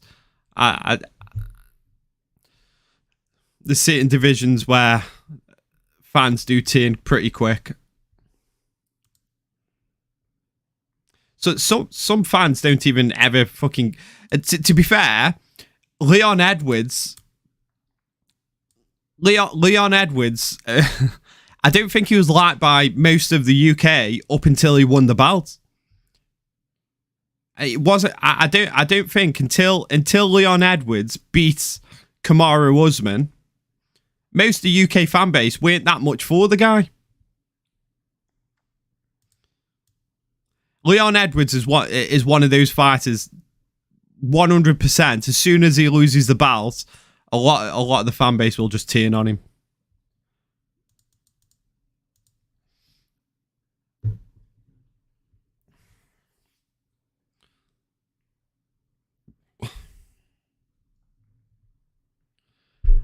Not once. I've seen him live, and even then, when he fought, was it Gunnar Nelson? I think he fought, and I remember the press conference. I was at that fucking that event when Darren Till was headlining against Masvidal, and Leon Edwards fought, I think, Gunnar Nelson. And at the press conference, Edwards was trying to stir up shit with Darren Till, and it was so bad.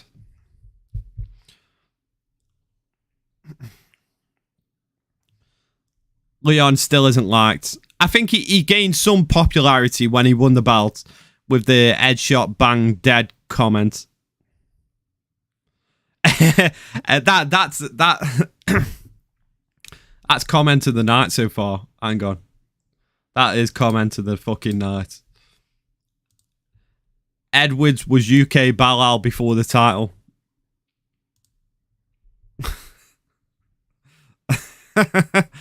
That's true. That is true. Well, the fan base turn on everyone, Adesanya and McGregor. The list goes on. True.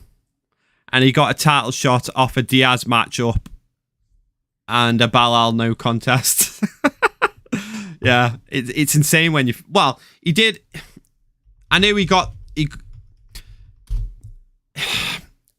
It wasn't just that though, was it? He did have a pretty long win streak as well, taken into account. If he'd have won some, lost some, and then he fought Balal on a no contest and a Diaz win, then I'd be more livid. But the fact that he went unbeaten for so long kind of helped his chances of getting a title shot.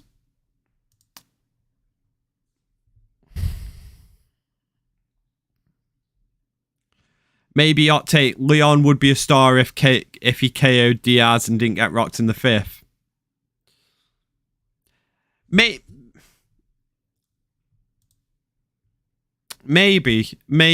I don't know. You know what it is? It's in the fact his fighting isn't the biggest issue for me. Like, the way he fights isn't exactly boring. It's not great. It's how he promotes himself, man. It is really how he promotes himself, how he talks on the mic, how he sounds half asleep all the time, like he can't be arsed, like he doesn't give a fuck. He's like a child who can't think of what to say or how to respond to any kind of shit talk. If Leon was capable of reliably looking for a KO, he'd be a star for sure. True. But I still think that the way he talks fucking pisses me off. I don't know if Diaz is an impressive W at the point they fought, though. It's definitely not. It's definitely not. As bad as Colby looked, Leon not eating or finishing Colby was a bad look, I feel. Leon didn't go for the kill. I agree. I feel like Leon got off on that fight. Like, a lot of people didn't really focus too much on Leon. They focused on how bad Colby looked. And Leon kind of got a bit of a pass because of all the shit that Colby talked and then how badly he performed. But I feel like Leon performed just as bad. Yeah, Leon's worked out how to win, Auntie. He's worked out how to win. I like that tape, bro. Leon's personality is the only problem. It probably is, you know. If he had more of a personality, I could get behind his fights a lot more. And then the moments that he does have in fights, I'd be more excited about because I'm not invested in Leon Edwards going into a fight. I just don't give a fuck what he does.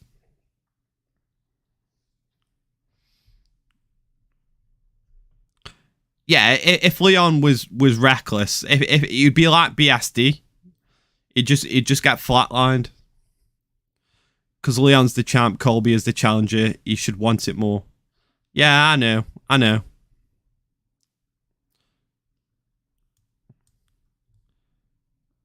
I agree. I do agree with that, but I do feel like Leon kind of got a pass. Leon did kind of get a pass for that. I felt like Leon did look pretty dog shit. Do you think Balal beats him?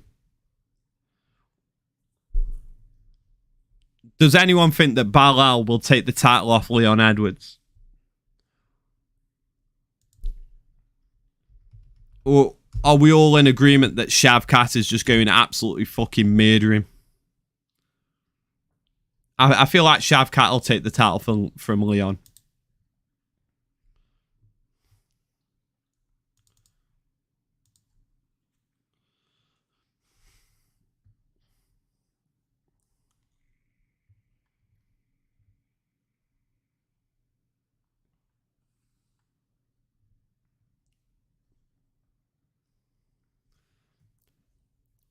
Leon will find a way to just survive. Do you think he'll find a way to survive against Shavkat? Or just against Balal?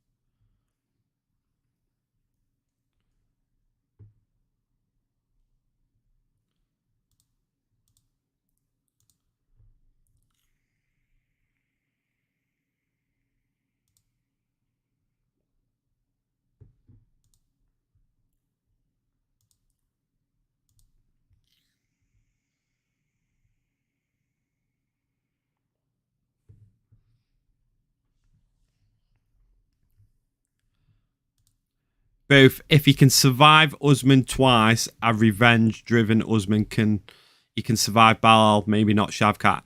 I reckon he beats Balal. I just don't think he beats Shavkat. 28% finish rate Leon versus 21% finish rate Balal. I don't care who wins. You can't pay me to watch.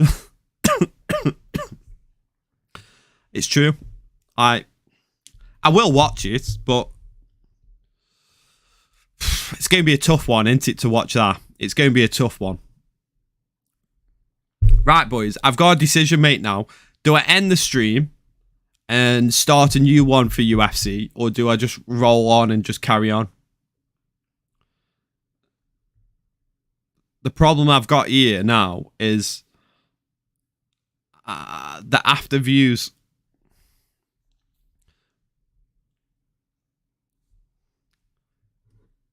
I need to change like the thumbnail and everything.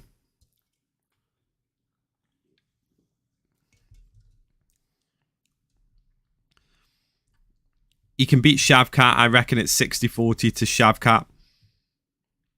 He can't beat Shavkat. He's got a way to win. I feel like his fight IQ is pretty good. He knows he's very good at conserving his energy. Russian link type of pay-per-view, better for the VOD. Enjoy as if you end and restart. Yeah, I'm going to have to end the stream and restart. So give me a minute. I'm not going to end it just yet. I need to get the thumbnail. UFC Fight Night. Is this Fight Night 88? No, it's what fucking Vegas are we on? UFC Vegas 88, 89 is it? Yeah, UFC Vegas 89. Let me get all the thumbnails set up ready for the new one.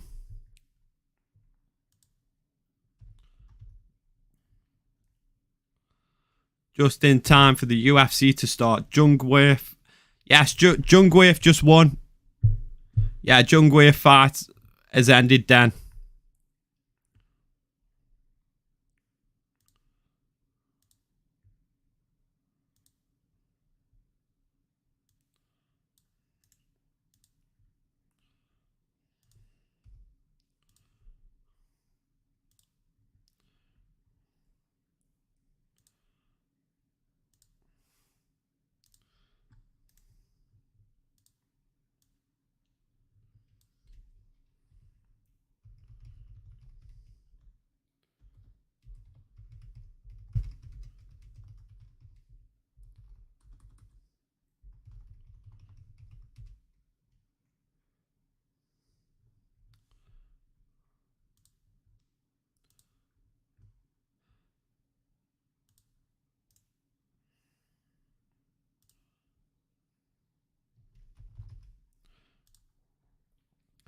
Right, boys, I'm ending the stream now. Hopefully, you'll join me. I'm restarting the stream straight away for the UFC stream. I just need them as two separate videos, so when people watch them back, they separated. So, starting a new stream pretty much straight away after